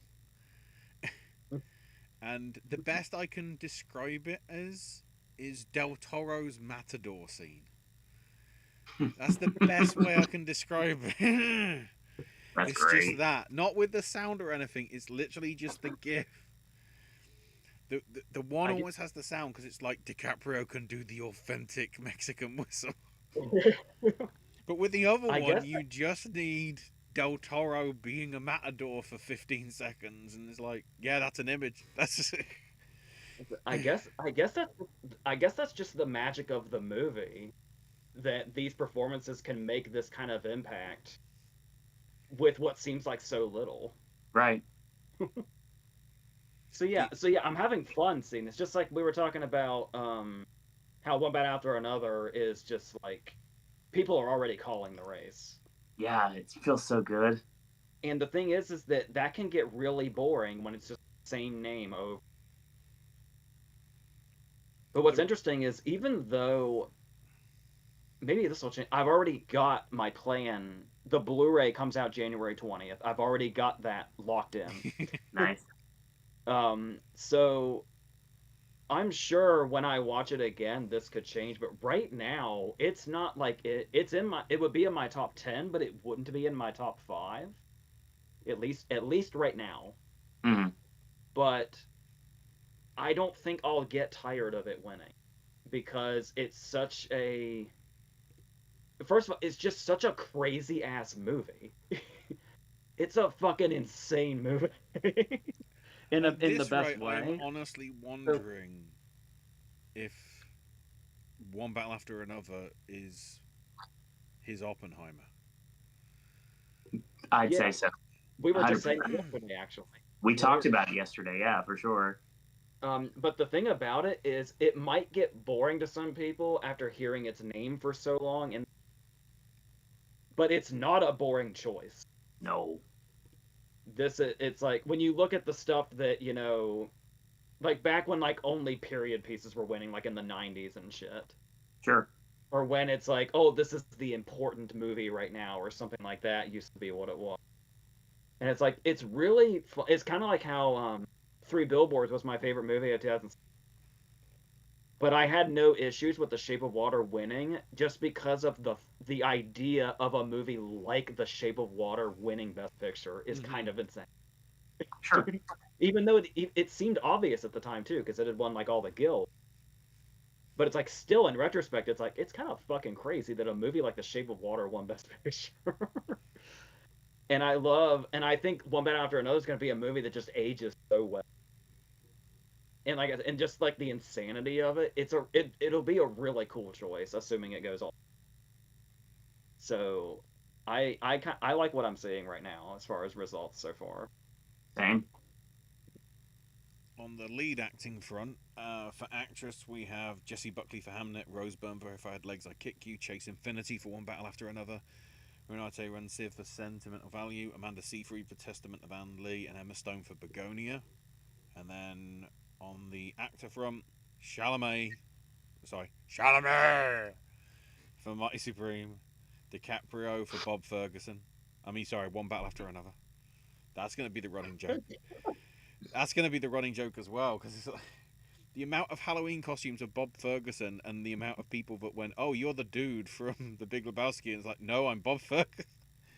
And people don't know what Bob Ferguson is, and then they find the film as well. It's like, yes, we sucked them into the whirlpool. Yeah, this is what movies are supposed to do. They're not supposed to be number one on a streaming platform for 3 days and then disappear.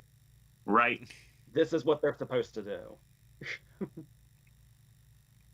Also, Joel Edgerton for Train Dreams, Ethan Hawke for Blue Moon. Yes. Oh my word. Michael B. Jordan for Sinners, and Wagner Moore for Secret Agent. Dude, this fucking lineup. This is the lineup. We can stop the actor race now. It needs to be this. There's still a couple here I haven't seen, and I'm still perfectly okay with this lineup. And because of course SAG usually goes with 6, that probably seems like a good list for the 6 for when they reveal SAG in a week or two. Who's Clooney bumping out? I know it's annoying. Because if I remember correctly, based on predictions, neither of us have Michael B. Jordan. No, I want him. I've always wanted him in, but I've never gone for him. I've never been quite sure. But if he's in, yes, please. I mean, he does have the advantage of being Oh, two different characters as well. I don't want him to go in at the behest of Ethan Hawke, though. For me personally. Here's what I've been thinking. Because I'm not. I've been. I guess we're going into what our predictions are going to be the next time we do that, even though that's still like many weeks away or a few weeks. No, not many. Some. But I don't know that I can let go of Sandler. I feel like Same. everybody's still outraged about the Uncut Gem snub. Everybody loves him. Elordi's still kind of new. And like we were saying before, it's pretty rare they go for kind of younger actors. Right. So I could see Sandler bumping off Elordi and that being the 5 for supporting actor. However, the more I was thinking about it, especially while I was watching it, where I was like, in any other year, this would be Clooney's big thing. But I was also I was starting to get the vibe of Clooney being De Niro in The Irishman. Mm-hmm. It's possible. Where just on paper, it makes absolutely perfect sense that they should be in the lineup. And they deserve to be. I still stand by how incredible De Niro is in The Irishman, and it's still crazy to me in retrospect. He was never in any of the lineups despite the success of the movie. You are very much talking about a possible narrative for Cynthia Erivo right now too. Ooh, interesting. With exactly the same thing you just said. But yeah, I could buy if this is what we're looking at. These guys here. I would say Clooney's going the way of De Niro in The Irishman, and I know I'm behind on this because everybody for a while now has been saying has been taking Jay Kelly out of the equation.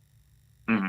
It's been me that's been holding on to Clooney, but my rationalization for me to get on the same page as everybody is that Clooney will be De Niro in The Irishman, where on paper it's even a Netflix movie. Where on paper it makes absolutely perfect sense that he should be there, and it's a great performance that's deserving to be there. It just gets bumped out, and just keeps getting bumped out of the lineups and never quite makes it. I think that's going to be the conclusion I have to come to because I think I'm getting my wish that Jordan, again, something apparently I'm late to the party on. I'm getting my wish of wanting Jordan to be in this. So yeah, I really want Jordan. I really want Hawke. I really want Edgerton, and I really want DiCaprio. DiCaprio's going to be fine, I'm sure. But yeah, if we can get those 4, I don't think Edgerton's like in this yet, but I really like where he is right now. I'm very happy with that. But yeah, if I had to root for I'm rooting for like 4 people in this category, and I haven't seen Chalamet yet or Mora. So, oh my God, right there we're dealing with 6. Yeah, we're dealing with 6 big ones here. So, yeah, if I had to guess right now, I'd say of these 6, Edgerton would be the one that gets off, unfortunately. Mm-hmm. That's what I would say too. But it's going to be a great lineup regardless, I think. For sure. I thought Hawke was a pipe dream. No. It seems like it's getting closer and closer every single time. I'm still not, writing anything in, but all I want to say at the end of the day is great job, Critics' Choice on this lineup. Oh, for sure. And then for director, we've got PTA for One Battle After Another, Coogler for Sinners, Del Toro for Frankenstein, Josh Safdie for Marty Supreme, Trier for Sentimental Value, and Chloe Zhao for Hamnet. This one's gonna be tough also, apparently. Del Toro is not fucking around. Again, we're jumping to conclusions because of awards that at the end of the day don't matter. Not even. But narratively, Del Toro's not fucking around. Yeah. And Jafar Panahi's not in this lineup either. That's another one you have to look out for too. Yeah. I think he'll be. I think he'll be there. I think he'll be fine. And then the 10th for best film: Begonia, Frankenstein, Hamlet, J. Kelly, Marty Supreme, One Battle After Another, Sentimental Value, Sinners, Train Dreams, and Wicked for Good. That's a good get for J. Kelly for a movie people think is dropping off. I say the same thing about Begonia. Yeah, we were talking in our last video how Begonia was being really quiet for some reason. And I am wondering, even though it did have showings here and the Globes, I think the main reason it had such a showing at the Globes because they put it in comedy. Sure. But I have been having this sense that Begonia might drop off. I don't know how much it will. I mean, right now, I would say looking at, because obviously I haven't seen Ann Lee yet, but just the trailer is enough to tell me that Seyfried's in this, at least in the real conversation here, just watching the trailer alone. So that tells me that Stone would be the person that you would bump off, and this is your Oscar 5. Here's what's going on. Because Chase Infinity's here. Yeah, here's the thing though, is people keep saying like you were just talking about Kate Hudson at the beginning of the video. I was, and she's in this too. I mean, still there. And we gotta talk about Seyfried. Nobody knows where Stone is, but they fucking love. I can almost see Stone getting in for Begonia the way Lawrence got in for Joy, where it's like after a while we just stop thinking it's gonna happen, and then it does, and we're like, oh yeah, of course she got in because she's her. And Lawrence too for Die My Love. Yeah. So honestly, I'm like really. I've been stuck on the thing of they're gonna shove Chase Infinity into supporting when all. Like they did Lakeith Stanfield, and every day I see new reasons to not budge on that. So, make of that what you will. I think I've got some decisions to make. Golden Globes. Yeah, sort of. Rather than going through all the acting categories, I'll just bring up the fact that apparently Bill Mayer's nomination in Performance Stand-Up is like a performance from years ago, but it only got released like this year, which is a weird strategy, but whatever. Happy to say that I saw Postmortem live.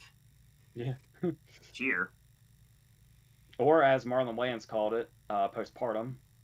It is funny. Well, technically, that's not incorrect either. But it is funny, by the way, that Marlon Wayans announced that somebody else you saw live. Someone else I saw earlier this year. Yes, it's correct. But yeah, we now have Best Podcast. Why is this a thing? Oh,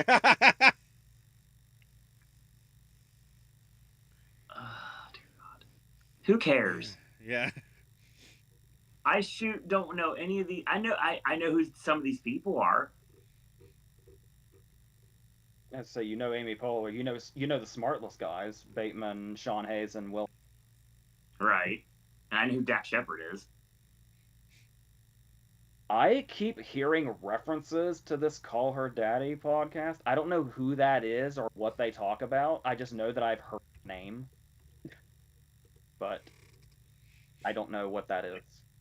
I feel like an old person. Speaking of feeling like an old person, I don't know how New Heights didn't make it in here. Honestly. You have to remind me who that is. That'd be the Kelsey Brothers podcast. Oh, right, yeah. Extremely popular for obvious reasons and very well attended, and I have no idea why it's not here. Wasn't it a news thing where like when they released didn't they release like a short list and they weren't on that either? Right, and they just had George Clooney on this week too, and it is glorious. Yeah. They had DiCaprio and Del Toro for One Battle After Another. DiCaprio does not do those.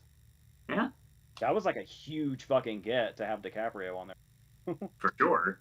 I don't know anything. You had to remind me which one that was, and I still knew that DiCaprio had done that show. That's how big of a. Oh yeah, for sure. That's why I don't know why it's not in here. But also, there's no political ones here either, so that's another thing that's really good for everybody as well. And what's really funny is all those political ones that didn't make it are going to be talking about for probably the next several months.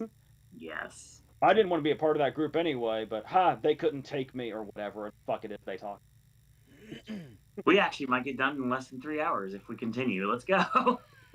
Yeah, I'll just the actual sort of the main three, at least in terms of the TV stuff. So for limited series, or anthology series, we've got Adolescence All Her Fault, The Beast in Me, Black Mirror, Dying for Sex and the Girlfriend.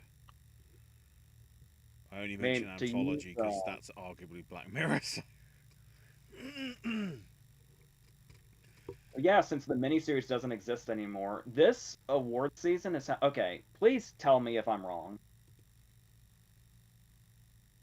Prior to this award season and it getting nominated in a particular category, I've done the rants before about how the miniseries doesn't exist anymore. Certainly. Because you do a miniseries, you give it an ending, everybody's like, I want more. Second season now, and that's just what they do. The miniseries doesn't exist anymore. So, literally, right until it was nominated for drama series, I thought Task was a miniseries. Wasn't it? Am I going insane? I'm positive Task was a miniseries when it started. You are asking the wrong person, good sir. Let me quickly check the Critics' Choice Awards. Task was another one I wanted to watch and I planned to watch. By the time it got there, there's too much. I'm just gonna maybe I'll catch up with it later. I love that they've had to lump anthology series into. Yeah, there because we go. Originally billed as a mini series, but that changed when they said second season, November the 20th. Can we not just have open and shut story? We're gonna get to season 4 and y'all are gonna hate the.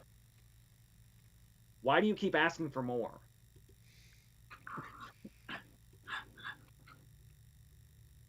I'm assuming if it was billed as that when it started, it's structured like a miniseries. I'm assuming it has an end unless they changed it. You are legitimately asking the wrong person. Hang on, let me quickly and I was gonna say, to use wrestling terminology, since that's what people do here. Yes. I'm guessing the other miniseries or anthology series titles are just here to job out to adolescents. That sounds about right. Very true. I'd have thought so. However, there felt like there was more to that, actually. Yeah. I kind of find it weird that Black Mirror's in because, like, sometimes they can sort of be really well received, and then other times the season's like meh. Yep. The only ones they talk about are the Rashida Jones one. You would think there was no other episodes in that season.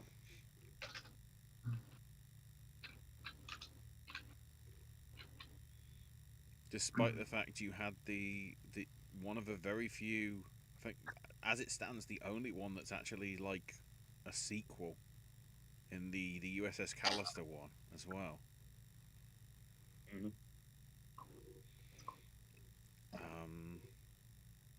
But yeah, then on TV, musical, or comedy, we have Abbott Elementary, The Bear, Hacks, Nobody Wants This, Only Murders in the Building and the Studio. The Bear is more of a drama than ever at this point. But I know that's a tired argument at this point, so whatever. And then in drama, we have Diplomat, Pit, Pluribus, Severance, Slow Horses, and White Lotus. See AJ's rant from earlier. Remember when The White Lotus was a miniseries? Anybody remember? Yeah, exactly. That was an interesting time. Right, so to the film No, we're stuff. gonna- For cinematic and Okay. box office achievement, we have Avatar Why? Fire and Ass, Yes. F1, K-pop Demon Anybody- Hunters, Mission Impossible Final Reckoning, Sinners, Weapons, Wicked for Good, and Zootopia 2. So it's been a few years of this now. Has anybody defined the category, No, don't think they have. especially since it's box office achievement for a movie that's not out yet? Yeah, that's kind of a problem. I Well, think it says there's like cinematic some technical achievement. explanation. It says cinematic achievement. I think that might be what Avatar is going on. I saw like some headline or something that like had an explanation for why it's there before it even comes out, but I didn't bother because I actually don't care. That's why.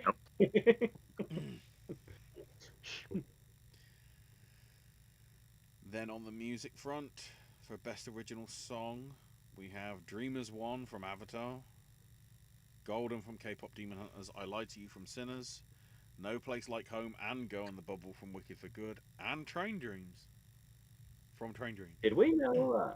By the way, I meant to mention this before. I love that Nick Cave is just in general. Yeah. Just hearing his name amongst awards is lovely. But was I the only? Did we know Miley was doing an Avatar song? Surprised by No. No. that. Okay. It's just like how Still no. Cher just randomly going, here's another Christmas song that I did, even though I gave you a Christmas album 2 years ago, and this is a song that wasn't on that album.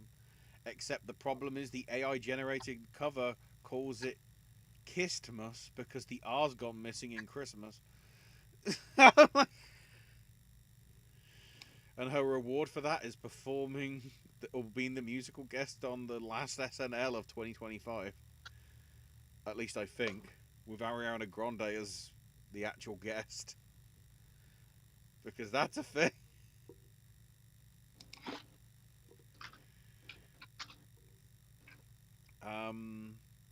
And then on score, we have Day Platt for Frankenstein, Garanson for Sinners, Greenwood for One Battle After Another, Canding Ray for Sirat, Richter for Hamnet, and Zimmer and his honking horns probably for F1.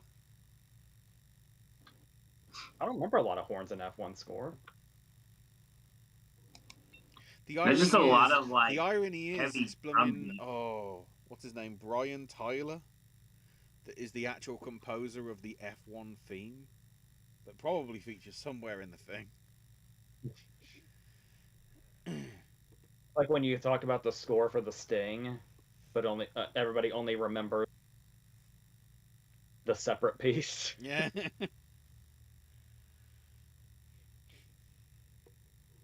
Then in screenplay, we have One Battle After Another, Marty Supreme, Sinners, It Was Just an Accident, Sentimental Value, and Hamnet. Usual suspects. Mm-hmm. And for director, PTA, Coogler, Del Toro, Panahi, Trier, and Zhao. So again, you know, the ones you'd expect to be in and around. Safdie missing this is interesting. Yeah. Do we just want to talk about our opinions on? Yeah, I'd say so.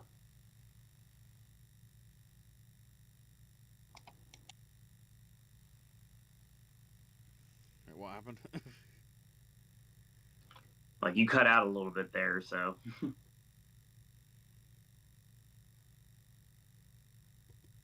So. Go ahead. Yeah. Give your opinion. I figured we're going to at the end, or do we want to now? I thought we were talking about it now. Oh, I mean we can, yeah. Sure. Start, and then maybe I can counter some things. Is that how we want to do it? I mean, I will say when I saw it for the first time, I got like a lot of Tar vibes. How I took to Tar, or not took to Tar the first time. I got it, but it just didn't it didn't work for me. Is that what you meant by Tar vibes? Just in how didn't work. Because I noticed, because I was thinking about when you mentioned Tar when I was watching it, and one thing I noticed right away that's hugely different is how, I guess, like, some of the creative aspects to Skarsgård's character Mm-hmm. have like there's kind of it's not as long, but there is where Skarsgård is interviewed like Blanchett was. Right. And it kind of sets you in the world of him being like an artistic giant in this universe. Certainly. I would say a huge difference is this one is, I think sentimental value is much more accessible, and I think specifically emotionally accessible. I would say because because Tar is really cold. Mm-hmm. But Tar is also really cold on purpose. Certainly. And I think what's interesting about sentimental value, particularly if you're looking at it from the Skarsgård perspective, is that there's actually, despite the fact that it's about a family that's pretty broken, Right. there's a surprising amount of warmth in it. Oh yeah, for sure. Even though everybody's feelings are kind of at odds, there's still, and I think the reason Skarsgård has as much attention as he does, as great as the actresses are, is how he's the one that's kind of the selfish artist. Oh, for sure. And he's the one that's kind of really caused this wedge because he was the adult. Not to mention the event that happened before the events of, obviously, also. Sure. But the fact that, and I was thinking this even before he explicitly said it, how even though he's like the selfish artist, there's also a lot of and I guess I was thinking that before he explicitly says in the movie, "I'm a." And it's like, yeah, right. I caught that. Certainly. But seeing that back and forth kind of feels like the heart of the movie, where it's like there is this thing that's very confronting in a way, but there's also like an underlying sensitivity and warmth to it. Right. And then seeing the sisters and how they kind of, how there's just clearly this brokenness, but there's this desire to be together and to be that family. Certainly. And the way that Fanning almost seems like she should be out of place in several ways, not just being like the English speaker, right? But also being the one that's like going to potentially be a stand-in for, is it Renata Rensva's character? I think she was supposed to be kind of in every way possible. It was weird, especially when she changed her hair. I was like, it's really weird how much she looks like her. I know. Like the moment where, the moment where she's sitting in bed looking at Renata Rensva on Instagram. Right. I still, right now, cannot tell you if that was Rensva or Fanning looking at Instagram. Yeah. But, I got that better the second viewing, actually. Yeah. But yeah, and I love just this sort of unpredictable. I know I'm really sticking to Skarsgård for some reason, but it's understandable. It's a great performance. There's a reason why he's here and why he's getting a lot of buzz, because he deserves it. Yeah, maybe it's because he's like desiring so hard to be a filmmaker. I find relatable there, I guess. Certainly. But it's like how he can be the selfish artist, or he can be the sensitive guy, he can be the distant dad. Then there's the scenes where he gets drunk, and you just don't know what the but yeah, I was surprised by just how like warm it was while being about relationships that are so fractured. Certainly. So yeah, that's, as far as like a first viewing, that's pretty much what I came up. But did it improve the second time? I think so. I mean, I was able to get a more complete picture of everything that was going on the second time too, since I knew what was about to happen. So I just wanted to ride the wave, and the wave of emotion throughout the entire. Same with Hamnet, riding the wave of emotion throughout the entire movie, and justifiably so. Why the sisters are in this, like, in it to win it right now when it comes to the award season, because they deserve to be here, and Elle Fanning deserves to be here too. Honestly, Yeah. it's weird because not knowing anything about the movie in general, just knowing that Elle Fanning is the only name that obviously Reinsev, of course, is on there as well. But I mean, getting all the buzz for Lilias, like that's the one that everybody was talking about because all that she has to go through, and then Fanning's on it. Well, we'll just go for Fanning because it's Fanning. But the thing about it is because she's recognizable and she's the one that kind of sticks out like a sore thumb. But that's what her character is supposed to do because it actually works better that way. That's the best part about it. And yeah, I liked it a lot better the second time. I got a lot more about what was actually going on. And yeah, I mean, if sentimental value starts to take off and it feels like it's going to, I don't have a problem with it, honestly. I don't love it, and it's not my favorite movie of the year, and it's not making my list or anything like that, but these performances are definitely real. I do think there is I guess you'd call it a directorial technique that might annoy some people, where there's a few scenes where you don't know if you're real scene within a scene. Mm-hmm. Oh yeah, for sure. I did like how effectively that was. I don't think that was overused. I do think it was pretty much any time that was revealed, it was effective. I love the last scene too. Yeah. The final reveal at the end of the movie. I love how that was played because I wasn't sure where we were going. Yeah. Because it could go either way. It could have been one way or it could have been the other way. And the way that it goes, I was like, okay, this makes perfect sense now. And this is the perfect way to end this movie without giving absolutely anything away. Yeah. And the fact that he makes it clear at the beginning that it's not a direct adaptation. Mm-hmm. But in his mind he may not realize just how direct it actually is.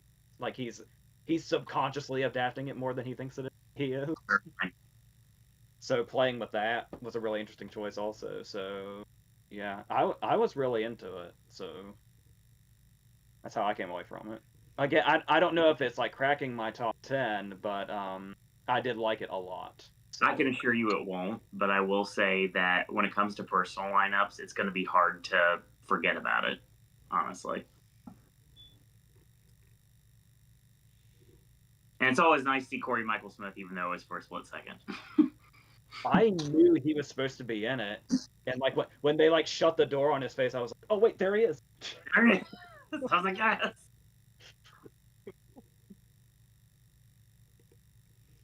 So on the acting front for supporting actress, we have Emily Blunt for Smashing Machine, Elle Fanning for Sentimental Value, along with Inga Itzadottir Lilias for the same film, Ariana Grande for Wicked for Good, Amy Madigan for Weapons, and Teyana Taylor for One Battle After Another. Every day, the Amy Madigan thing seems like it's going to happen, and I love this so much. This is another category I felt really went my way there. Yeah, it certainly did. I will say this. Number one, it did very much catch me off guard. Certainly. I do also know the Globes do love her, and that's probably the explanation for this. The Globes like really love her, and I love the Globes for loving her. So sure. There's that. Like I don't know. SAG loves her too, but I'm not gonna be at all like I'm counting on this being the only time we.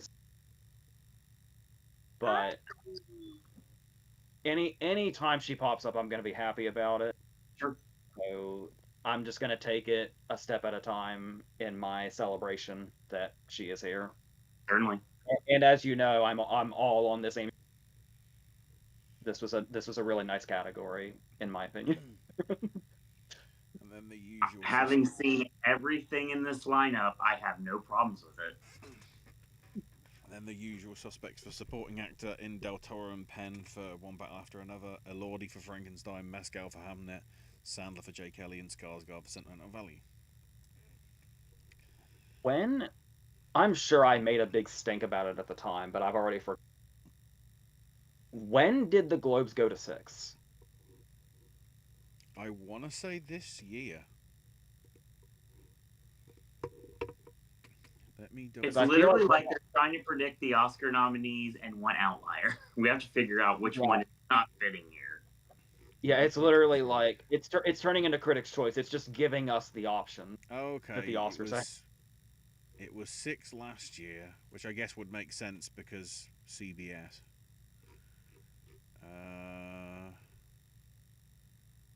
6. Yeah, it was 6 in 2024 as well. So yeah, so when it switched from NBC to Paramount, CBS, whatever you want to call it, that's when they expanded. I guess one thing we glossed over was Women Misaku missing from the Globe lineup. Yep.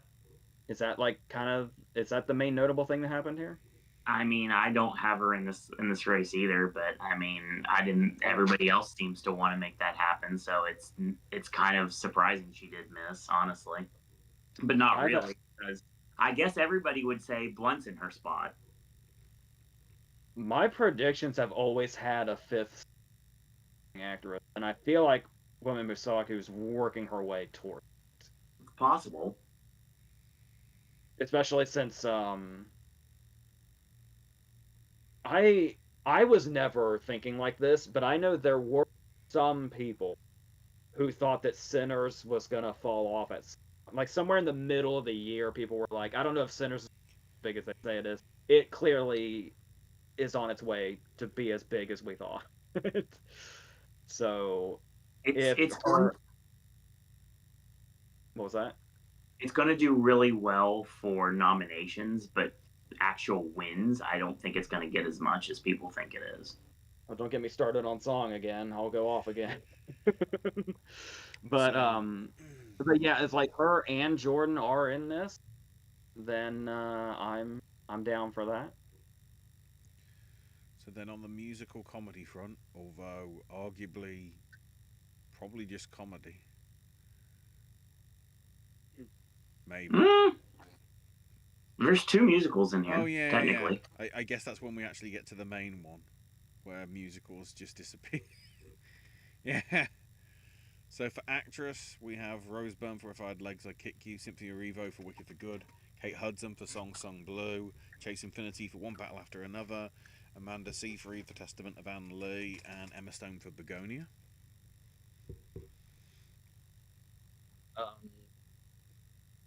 Like we were saying, it's kind of a tired topic at this point that Globe comedies are not actual comedy, but are there any, you've seen trailers. Is there anything about Anne Lee that comes off like a comedy that I'm unaware of? No, that's a musical. No, Oh, it's is it? more musical. Oh, okay. That makes much more sense now. Yeah. Okay. That's the other musical. And Owen, how funny did you find If I Had Legs Like? Yeah, no. I mean, There was some uncomfortable laughter in the theater from me and me only, but mainly no. yeah, It's not a funny movie. I guess you could say it's very, very, very dark comedy if it's comedy. Yeah. But yeah, I felt really weird laughing at the few times that I did. And I'm wondering if Conan is feeling any frustrations that he finally does what's considered a dramatic performance, and the movie's still getting called a comedy. I mean, I don't know. I don't really care about this. I'm somebody that defends The Martian as a comedy. Sure. Or not. I don't think The Martian is a comedy, but I think putting it in comedy was not a bad call, and I'll defend. Sure. But when we were talking about Critics' Choice and we saw the of act, and that they do exist, there wasn't a shortage of things they could have done here. Mm-hmm. Like, Pamela Anderson and Liam Neeson could have easily been here. Yeah, for sure. Just as one example. And it would have felt like inspired. Gary Mulligan. Yeah, remember back in the day when Jim Carrey was always getting Globe nominations? Yes. French and it's like that Back in used the to day, he would have been nominated for Sonic. happen. Probably. I truly believe it. I love that. I love that Billy Bob got nominated for Bad. Remember that? Yes. Where are those? Instead, we have to. I guess the closest thing to that would be Kate Hudson.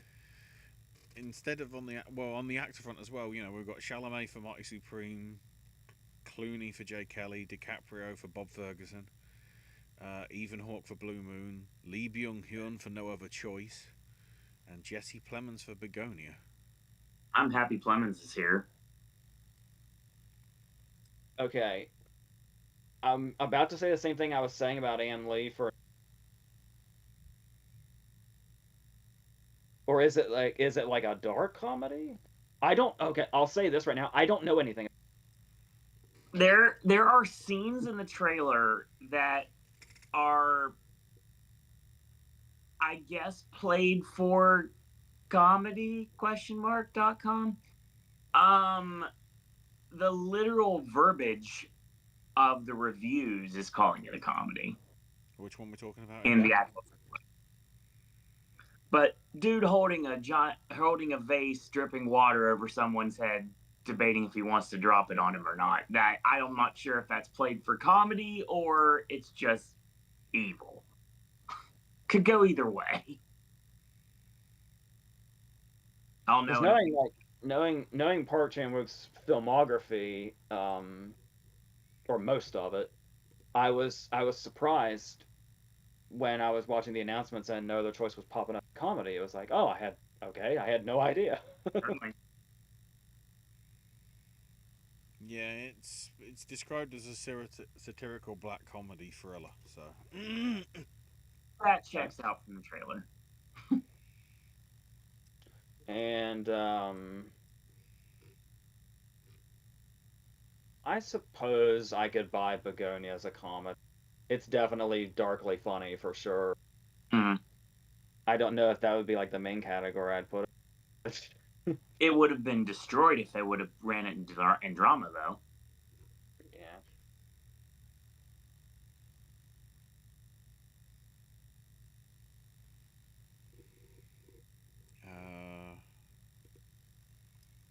Then on the drama front, we have on the actress side, Jessie Buckley for Hamnet, Jennifer Lawrence for Die My Love, Renate Rensiv for Sentimental Value, Julia Roberts for After the Hunt, Tessa Thompson for Heather, and Ava Victor for Sorry Baby. It was not going to happen because of the way that she has literally just messed her career path up with the right people at the right time. But I would honestly go to bat for Sydney Sweeney here because Christie was not a bad movie and a really decent biopic. And in another year, I feel that she'd be in one of these spots, but now I feel that she's losing her touch with everyone. So The Housemaid may do well. I feel that it will, just for Seyfried alone. Because the trailer looks insane and people love the novel, so. Is Seyfried a draw? Well, no, Seyfried's in Housemaid. Yeah, that's what I'm saying. Is Seyfried herself a draw? I feel that she could be because it could be the Mamma Mia crowd. I'm trying to work out whether people are more interested in that because isn't that Feig? And the Sabrina Carpenter soundtrack. Isn't it Feig's next thing? It certainly is. So everybody loves his stuff. Well, if it's a book, isn't it? Isn't it like kind of a popular book? That's Mhm. correct. That'd probably be where the success would actually come from. Book readers and people that like the very untalented director's work. Well, we saw how Fine. well book readers No, did he's not last year fine. with the blooming that He's Blake Mr. Lively thing. We Crafto. live in. There you Well, go. no, what was the Blake Lively one? It ends with us, Yeah. which wasn't as bad as people think it is. I'm defending it for reasons, but I mean, it's a good thing I like my actress is canceled. If you know, you know. But yeah, just because people get wrapped up in all sorts of things that have to do with politics and things like that. If I like the performance, I'm gonna shout it out. And I liked Christie, but even though it's not gonna go anywhere. Julia Roberts being in here is interesting since After the Hunt fell off so bad. I like Luca Guadagnino did my favorite movie of last year, Right? and I was singing all those praises. And After the Hunt has two people I love in it, Yeah. both Garfield and Io Adebari. Yes. I keep forgetting about After the Hunt. I still haven't seen it. Every time its name pops back up, it's like, oh shit, I forgot about that. It's forgettable, but it's fine. Your performances you're looking for are there, so. I did watch Roberts and Penn do the Actors on Act. That kind of reminded me it was here. But yeah, I keep forgetting about it. And I'll defend Die My Love here too. The performance especially. And then on the drama actor front, we have Edgerton for Train Dreams, Isaac for Frankenstein, WTF for 500, Alex? Dwayne for Smashing Machine, Michael B. Jordan for Sinners, Wagner Moura for Secret Agent, and Jeremy Allen White for Springsteen. I'm glad Dwayne finally got nominated for something, so he can at least hang his hat on this performance in one way, shape, or form. So, how do we approach this sensitively? Oh, God. So, the Globes basically play a part in derailing Brendan Fraser's life. Not just his career, you could probably say his fucking life. I agree. He comes back with The Whale, and they're like, hey man, we're nominating you. And rightfully he says, I'm not fucking coming to your guys' show. Yep. If none of this had ever happened, are we under the impression he might be? Oh, he definitely belongs here. This is Globe's pettiness. I love Please Mr. Kennedy, but that's his spot that Oscar Isaac has taken. They fucking loved Frankenstein. Yeah, they need to stop because this is getting ridiculous. I was talking to a friend who said she kind of hated Isaac in Frankenstein, and we were discussing our frustrations with that because Oscar Isaac has already played the in Ex Machina. That is correct, 100%. And that is a totally different performance from when him actually playing Frankenstein. Hell, somebody pointed out, and even Del Toro was like, yes, this was intended. The scene, one of the scenes where Isaac sort of putting together Frankenstein, he looks and is dressed pretty much exactly the same way as the autopsy guy in Kronos. Yep. Oh yeah. Absolutely. Again, including the corpse having a scar on their head. And another thing too, because this is probably one of the last opportunities we're going to get after everything that the movie went through and the fact that I've been defending it since day one before I even saw it. I'm happy Jeremy Allen White is here because he also got nominated for his performance, and that's probably as far as it's going to go. Somebody was going to do it. Honestly, I don't know that I put it past SAG to do it too. But You like, know, maybe. But what if SAG brings Dwayne back into this conversation? it's not impossible. A lot of actors have talked about how much they respect that, and what he did. Um, oh my God, I lost what I was gonna say again. It'll come back like it did last time. And then Dave Bautista is going to begin the race to the Oscar as well.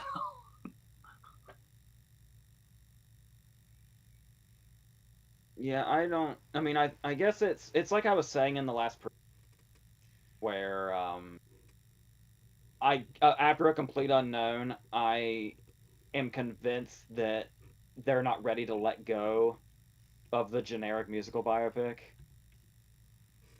and that's why, as far as the last prediction video we did, I was actually still hanging on, Mm-hmm. but I was also hanging on to Clooney, so I'm probably gonna make some serious changes when we do another one at the end of the So, month. so AJ, the question is, obviously, after everything that's happened, it ain't ever happening. But what about the Terrence Howard Charlie Pride movie that was supposed to happen? Oh my God, how many decades ago was that? I want to say the last time I heard about the movie was like, Yeah, that sounds about right. I just thought it needed to be brought up in this conversation for no reason at all. It's okay. Hustle and flow. I was gonna say, I mean, Craig Brewer's got a movie in the conversation, so And I will be watching it Monday night most likely. So well, yeah, I'm very excited for this. wasn't Brewer supposed to do that movie? Yeah, 100%. And then Terrence Howard got canceled, lost his Marvel contract, and life has never been the same. I'm not even sure he officially got canceled. He just went fucking crazy. He canceled himself. Listen to the story DJ Qualls has about the set of Flow and how he got the reason Terrence Howard yelled it. Oh yeah, that's fair. Let's just say Terrence Howard said something fucking insane in DJ Qualls and got yelled at. Oh my god. And then to sort of, I guess, the big four.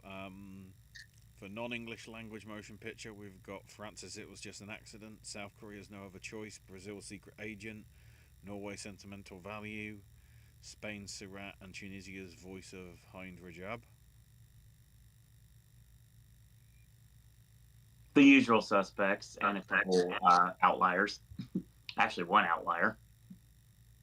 Can I defend Marlon Wayans for a second? Oh, please do. He's Um, fantastic live, by the way.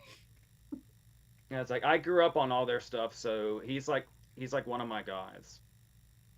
I used to watch the Wayans Brothers sitcom with my grandma, like it's really nice memories going all the way back.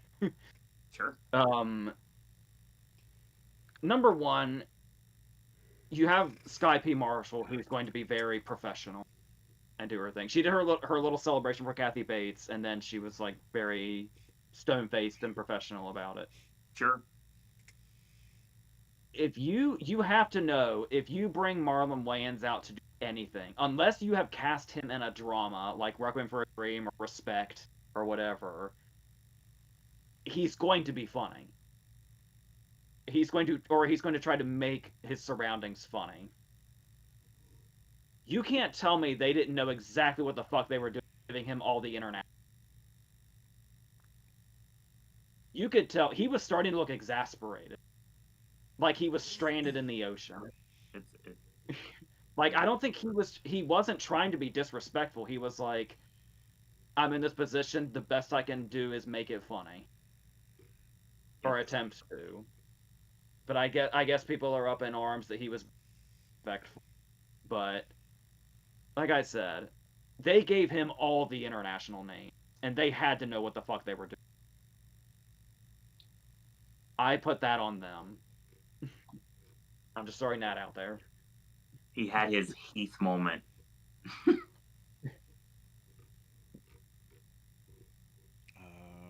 Then on animated, we have Arco Demon Slayer, Kimetsu no Yaiba, the movie, Infinity Castle, Elio, K-pop Demon Hunters, Little Emily, or the character of Rain, and Zootopia 2.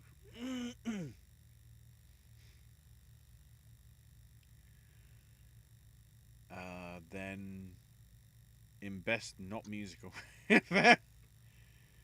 Blue Moon, Begonia, Mighty Supreme, No Other Choice, Nouvelle Vague, and One Battle After Another. Linklater made it in twice. Yeah, he did. It's all. I mean, we can go back to the comedy argument. We didn't mention Blue Moon. Blue Moon's. I guess you could. I guess the word that comes to mind is bittersweet movie. Yeah, that's a great way to describe it. There's a lot of sadness. I'm not sure about that either, but we'll run with it because we've discussed this topic into the grave at this I'm point. so glad. Again, one of those things. If it wasn't here, then it never would have made it into drama. With all those people, with all those, that's a strong category.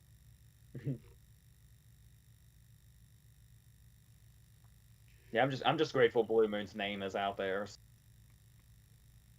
I still would like if Andrew Scott was in this conversation too, but the problem is that it's too packed and there's almost no narrative that could get him into the lineup. Yeah, he's been poking up in some critic stuff, which is I nice. see that every once in a while, yeah.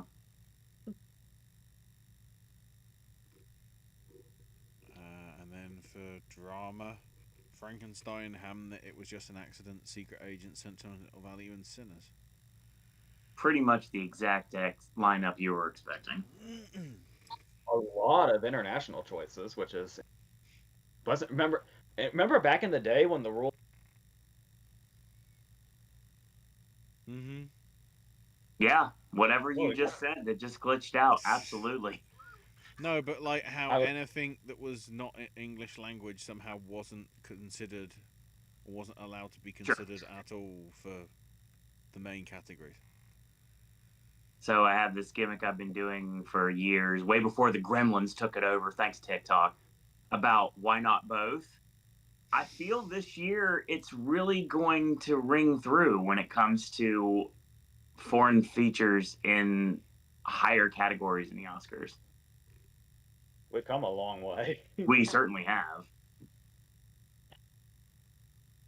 I think we're getting further away from getting an animated Best Picture nominee anytime soon, but I guess we'll see what's coming on the horizon. People talk about specific movies being specific turning points, and I think this is probably a true case. It does feel like Parasite winning picture is when like it really started to. There was like a boom suddenly. It changed the game forever. Obviously 2020 was a weird year in general, but once we got over that, and now we're back in the groove, we've seen like a big surge in that. All right. And then just because I'll remind you again in a few weeks anyway, the Carol Burnett and Cecil B. DeMille Awards, after not getting shown last year, are getting shown this year, but they're going to be part of basically its own special show that will be on the Thursday before the award ceremony, which they're calling like Golden Eve or something like that. So at least, you know, people will be able to watch it rather than just a 2-minute montage that they'll shove in.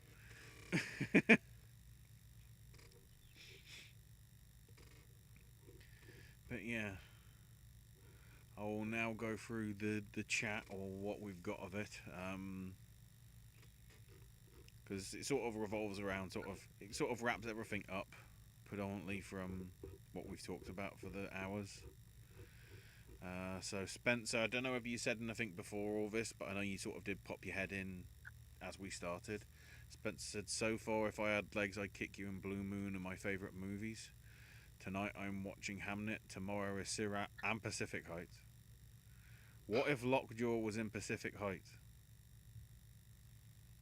Michael Keaton would kill him.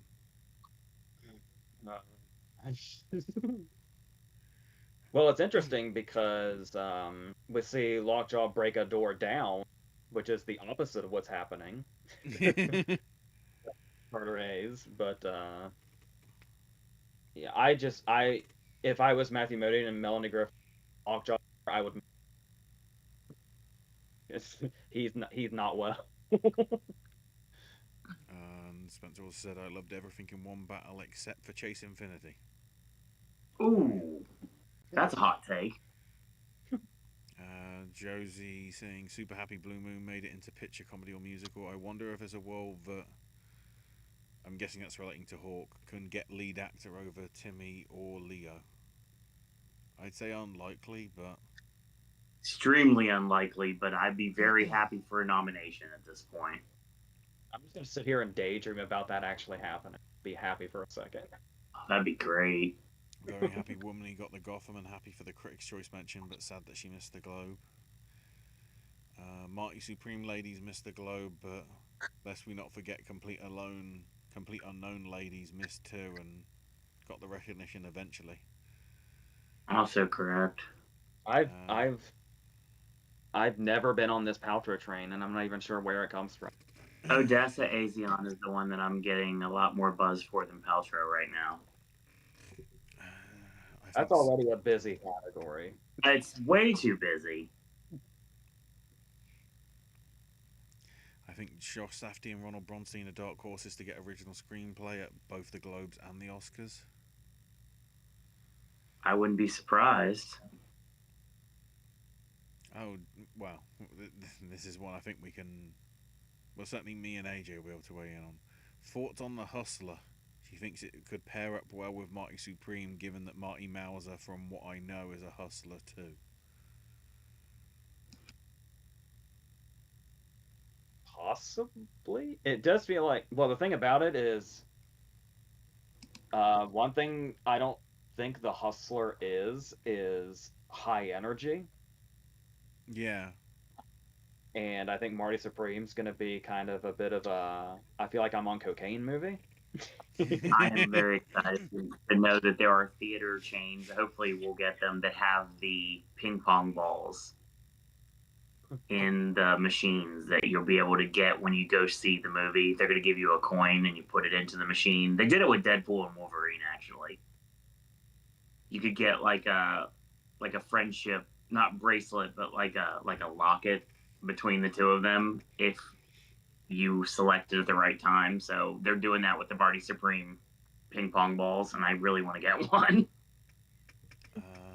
Sentimental Value got second most nominations behind One Battle After Another. I wonder if it could be a dark horse to get picture drama over Hamnet. Yeah, I wouldn't rule it out. I like Sentimental Value more than Hamnet, for sure, overall. But those are two completely different performances. I was going to say, in this One Battle After Another takeover, apart from Buckley being a clear front runner, it doesn't really seem like we know where else Hamnet even is. Mescal is fantastic. It's just I don't know if he's winning anything. Because I remember for a while there it was like, oh, it's going to be... But I feel like Sinners has started showing itself more than... At least from what we've seen so far, which is not much. Right now, if you had to put a gun to head, it's probably One Battle Sinners and then pick something. I mean, you could say... Hamnet could be number 3 here right now. I mean, you could say, oh, no, it's going to be One Battle. It's not going to be Sinners because then it'd be 2 Warner Brothers movies. But it's like, in a few years, we're only going to have 2 fucking studios anyway. So... Years aren't going to have any studios. Josie says, saw Hamnet Saturday, personally loved it. I think it's a much better movie than Nomadland and more on the par quality rise with the rider. I'm obsessed with Jessie Buckley's dress in it. More women in movies with plants in their hair, please. Makes sense. If Ethan Hawke by some miracle gets lead actor, I wonder if that could give Blue Moon more of momentum to possibly make it into original screenplay as well. I would absolutely love that. Josie says it's probably got a chance as well in makeup and hair. And maybe there's a chance that Andrew Scott could get a BAFTA supporting actor nomination for his portrayal in it as well. Do not tempt me with a good time, Josie. I can definitely imagine. I could definitely see that happening. And maybe Wumney might have a chance, given her nationality as well, of getting a supporting actress at the BAFTAs too, to give her a little bit of momentum. Then again, of course, because of the timing and stuff, we won't really know properly. Yeah. Rooting for Because Little it's like we Emily were saying, Oh, go ahead. since we're towards the end now, I suppose it's a good time to bring up again what we brought up at the beginning. Despite everything we've talked about in the last 3 hours, until SAG, we still don't know anything. Yeah. No, and no one knows anything. We're all just we actually have no information whatsoever. certainly. Rooting for Little Emily to win Best Animated Feature. It'd be awesome if Academy voters purposefully snub Netflix films from many categories as a way to protest. That for this year, that put a hell of a dent in what's going on here. Wouldn't be against that at all. I actually think it's more plausible that Neon could get more than 2 into Best Picture, given how sentimental value, It Was Just an Accident and Secret Agent have done so far in terms of visibility. Oh, right now I've got all 3 getting in.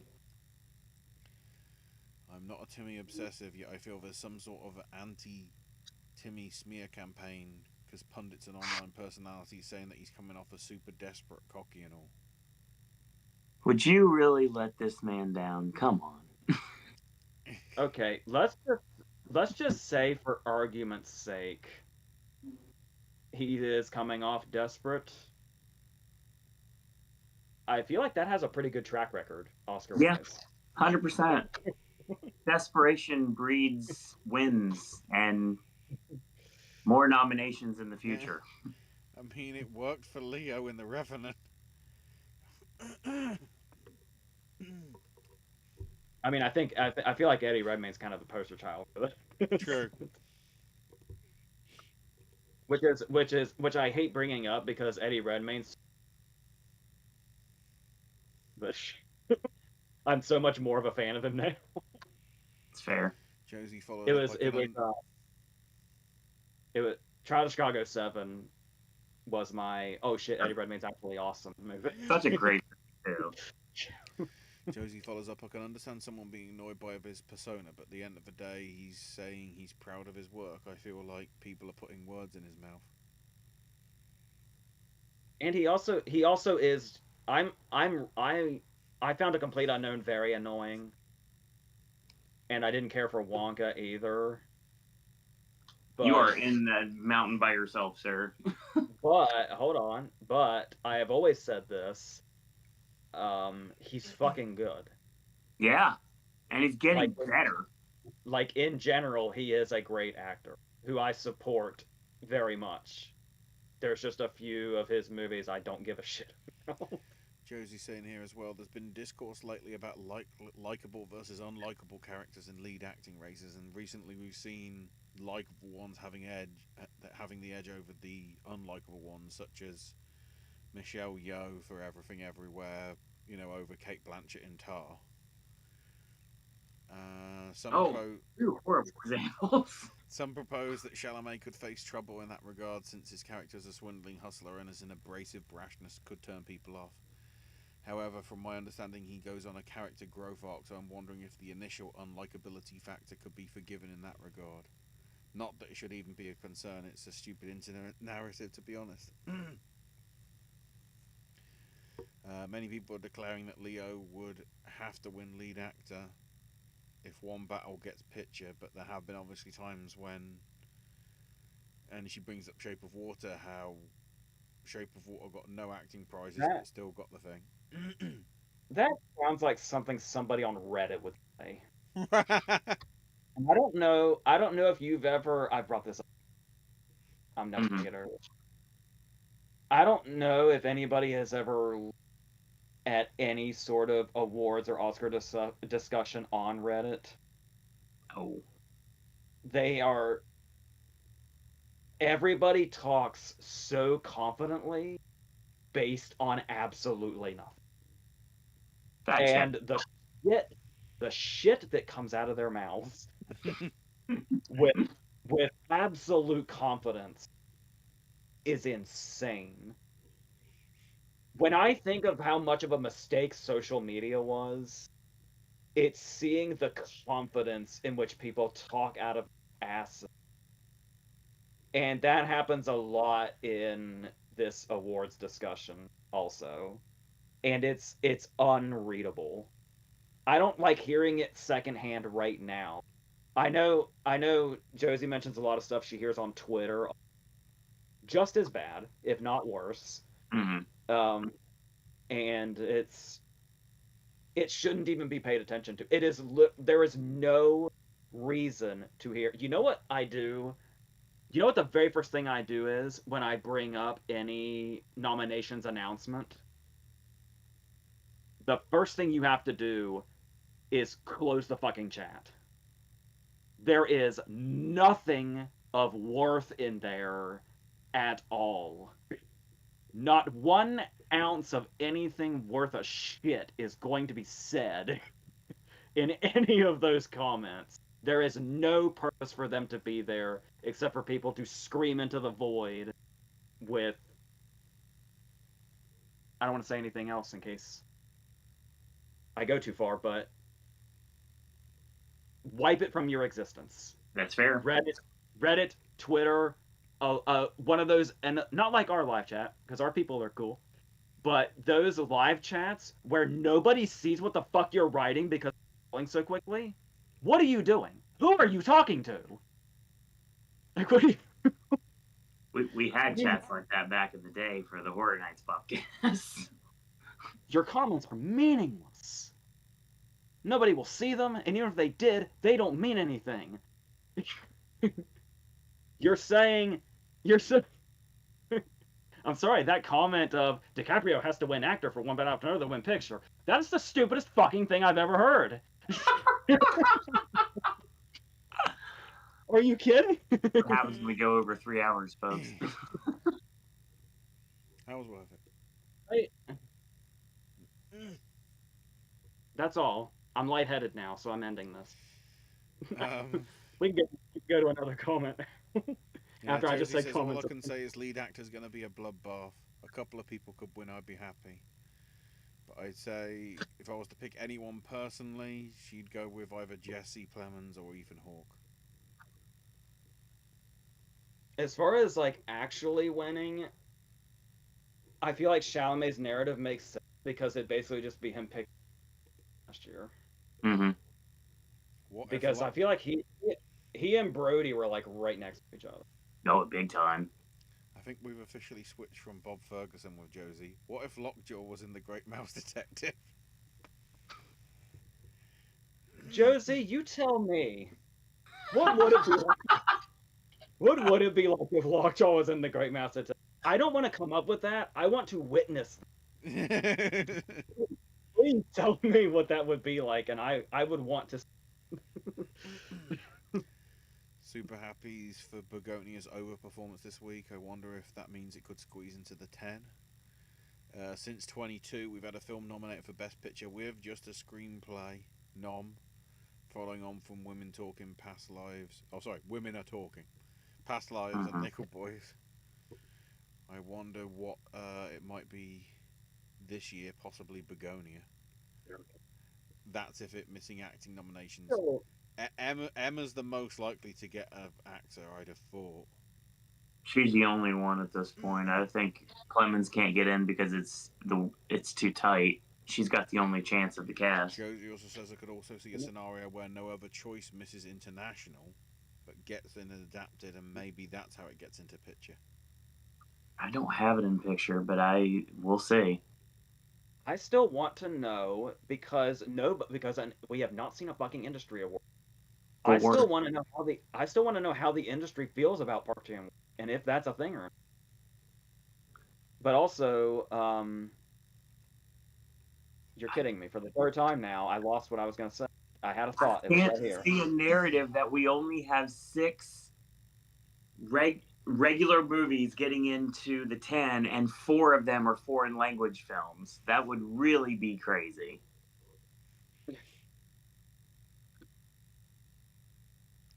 Spencer coming back with I Love Roseburn.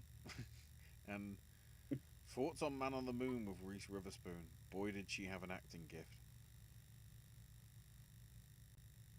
Yeah, it's a nice coming of age movie. I don't remember much. I remember it's not the London that's in Mallrats, it's the other it's And it's not Paul London. yeah, it's the one in Dazed and Confused, right? Hmm. Jason is his name. Jeremy's in London. Mallrats. Yeah, Jason London. Jason's the other one. Yes. Where he like our 90s childhoods were filled with coming of age movies with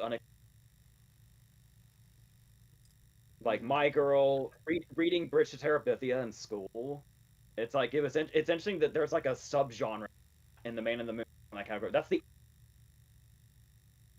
is that turn. But yeah, it's fine as far as I remember. It's Reese Witherspoon, of course it's fine. Well, I'm not a fan of everything she's done, but for the most part that sticks.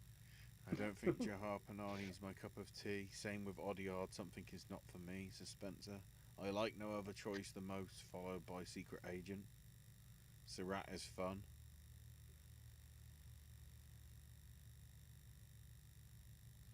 Oh, Spencer's put in the what if of Chalamet and DiCaprio switched roles. How would Leo be in Marty Supreme and Chalamet in one battle? Well, I hate Leo to be and that Marty guy. Supreme would be Catch Me If You Can. I was gonna say I hate to be that guy, but I think the are we talking like young DiCaprio and Marty Supreme and a a fictional older version of Chalamet? Because obviously Chalamet got a fucking almost 20-year-old daughter.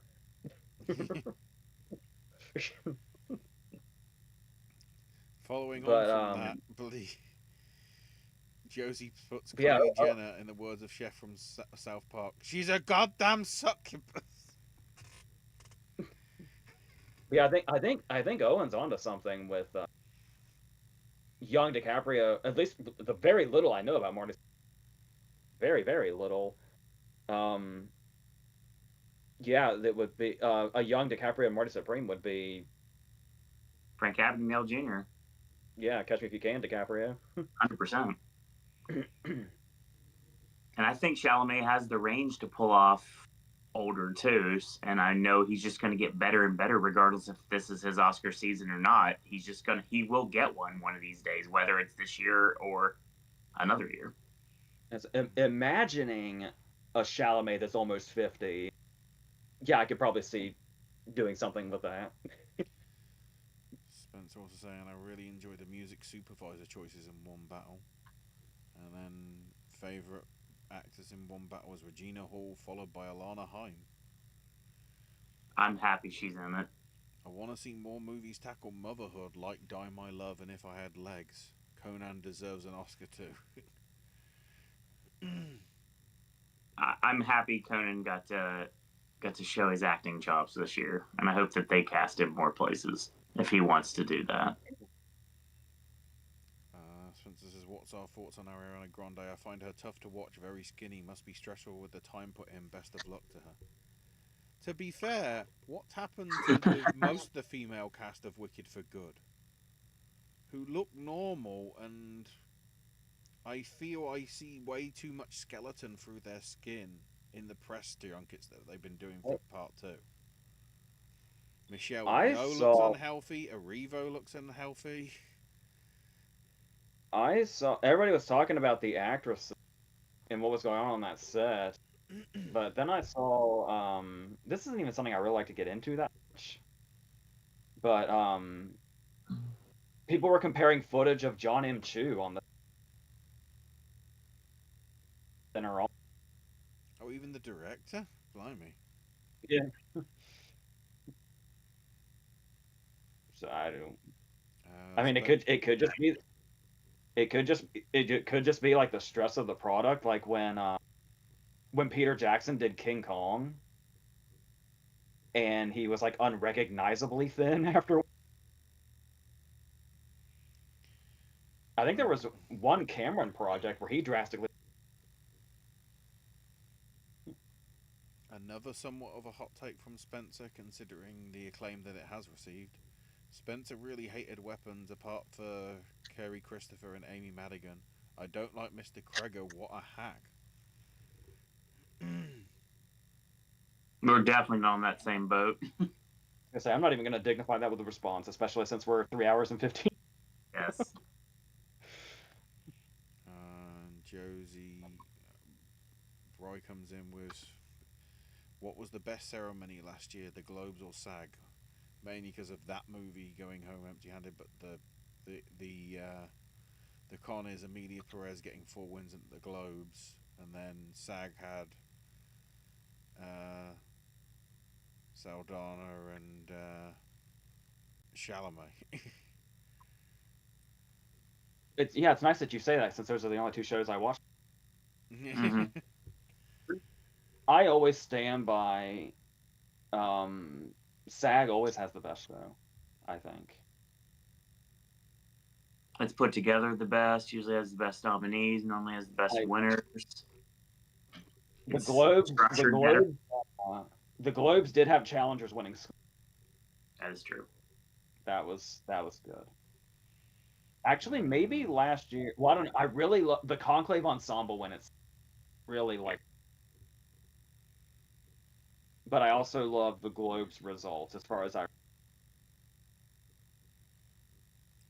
Josie mentions Christmas Scene is great and Ruby Sparks.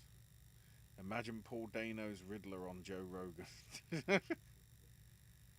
Oh, I'm sure he's been on. Just a as real the world. I'm saying the actual Riddler character from Batman on Joe Rogan.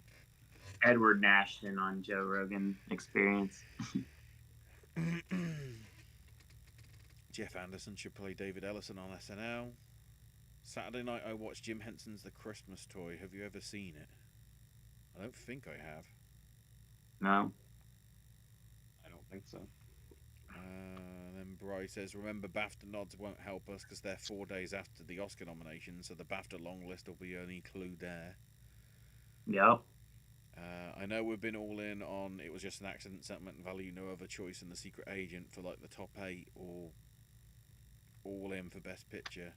All underestimating Sirat, especially if it does show up a lot in the shortlist for score, sound, and cinematography. And Sirat, I didn't realise this. Sirat is a Pedro Almodovar produced project as well. So. Oh, I don't have No Other Choice going anywhere, but yeah. I don't know what's going to happen at the end of this month anyway. Yeah, I'm not convinced on No Other either. Everything else, yes, 100% yes, I am greatly, probably overperforming. Oh, and Bryce says, I believe Sirat it was is BAFTA interesting that because went... I see it popping up everywhere. Bryce says it was BAFTA that went with Senna, which would make sense because British. And they also nominated Summer of Soul in, I think, editing. Oh, I remember that thought I lost. Here we go. I'm still haven't quite figured out how Nickel Boy. When we were talking about movies that have gotten in just on screen. Mm-hmm. I still haven't put together how Nickel Boy's missed screen or cinematography. That's the only thing I liked about it. It looks nice. And I think I said that during the season too. I mean, the cinematography is the movie. It's kind of weird it would get in screenplay at all before cinematography. Yeah, that was an unjustified nomination. Roy mentions Arco went big when it won at the Annecy Animation Festival, like Memoir of a Snail did a few years back. Natalie Portman did produce the film as a voice in the English dub, and was actually on the shortlist for France's candidate for international feature until It Was Just an Accident sort of got it. Plus, it's a neon film as well. It's another one. Yeah, Bry mentions Nejar 2 isn't even in the list for animated feature. China didn't even put it forward for that. God damn. Josie says Weapon to be a deserving original screenplay mod in my opinion because it tackles how society's completely effed over our children time again. Weapons is so much better than his any right being. Bry says if Chase Infinity gets leading at SAG, she's probably going to get supporting at the Oscar. That would not be out of the realm of possibility. Josie says for Book Awards they might as well have literary and best-selling achievement, and mentions that The Housemaid is a fair few copies are at her library workplace. Bry also said I was predicting Taylor Swift's release party for the dumb box office award to get nominated, and surprised that it didn't make it in. It was only 3 days, but it still made a lot of money in 3 days. So technically was K-pop though for most people. But that made it in. Hamlet and Spielberg producing it. Bry reminding us that the Oscar shortlist for the Tex and Below is a week from today. That's our next time we'll be live. I was predicting Lopez to get in the Globes because of the Spider-Woman because it's the Globes, but it's not that Globes anymore. Grande and Wicked for Good, and Mescal and Hamlet leading for supporting. I still think in terms of Wicked, Erivo's still leading in that. Yeah. Mescal is the interesting one. Yeah. Because it sort of really is. Buckley should be leading actress, and to some extent, you probably should have Mescal as leading actor. Yeah, but good. Best once again, the waist is too tight. He has a much better chance at getting in if he's running supporting. But I do see where you're coming from, that there could be potential category fraud, because yes, he is all over that movie, especially in the back half of it when we shift to his story. And then Bry says, I have Amy Madigan as basically being the Charles Melton for this year. Gets the critics wins, gets a Globe and Critics' Choice, but when it comes to the actual Oscars, gets left by the wayside. That's Jacob Elordi right now. I think when did May December debut? Because I want to say they're two different situations. I mean, yes, I am prepared for disappointment because I'm always prepared for disappointment when it comes to math. But just to kind of delve into this, May December was November 2023 when it actually got its US release. So I was trying to remember when Melton's buzz started. Did it start with Critics Awards? It was at least a little bit before that. My point being that Madigan's buzz would have started significant for a more prominent movie as a movie rather than a small Netflix movie. He won the Gotham. So that's probably where. Because then he also got supporting actor a few days later with the New York Film Critics as well. To tie in the conversation, it's interesting to say that Corey Michael Smith is also in May December. So we have come full circle already. Yeah, he's the other kid. Yes.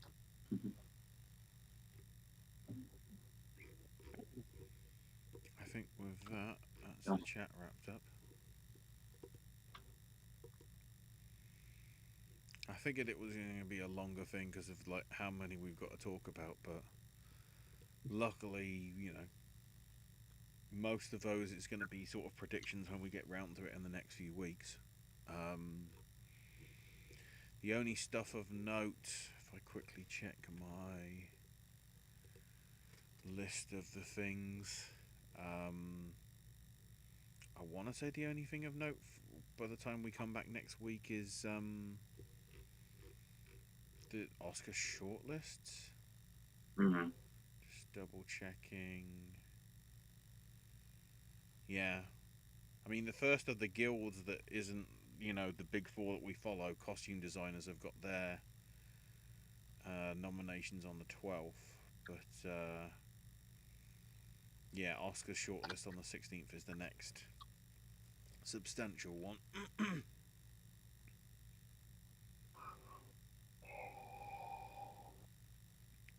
So,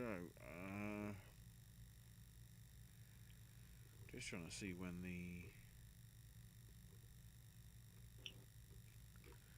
the critics. I'm trying to see when the critics voting finishes for head of January the 4th. I don't see it listed, but there we go. So yeah, tentatively we should be back next week to cover the Oscar shortlist. So in theory that'll be shorter.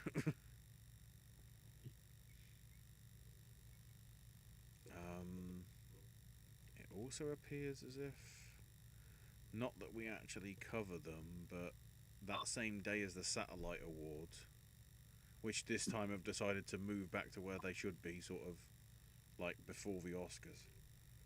So it'll be interesting to see if anything happens there, because they're very similar in terms of the Globes in that they do comedy and musical and drama and split them up. So we'll see what happens with that.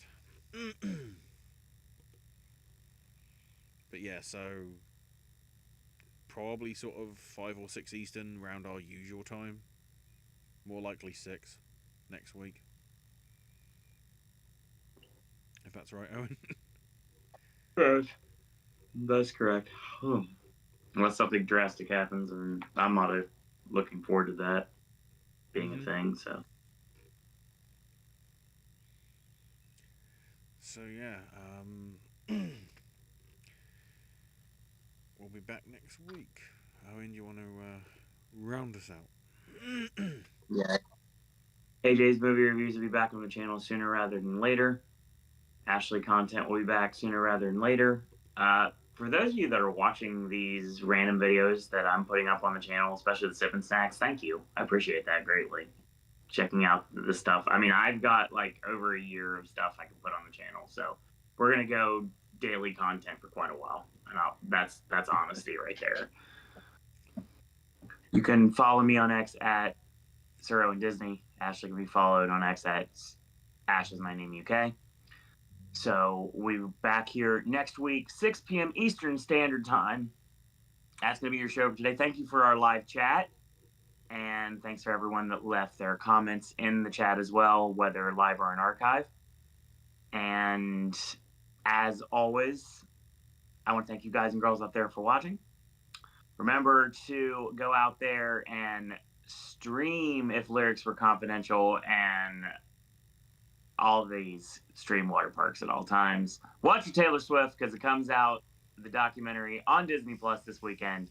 Always remember to have the best day ever. 'Tis the season after all. And in the meantime, I want to thank you guys and girls out there for watching. Until next time, boys and girls, that's all we got to say.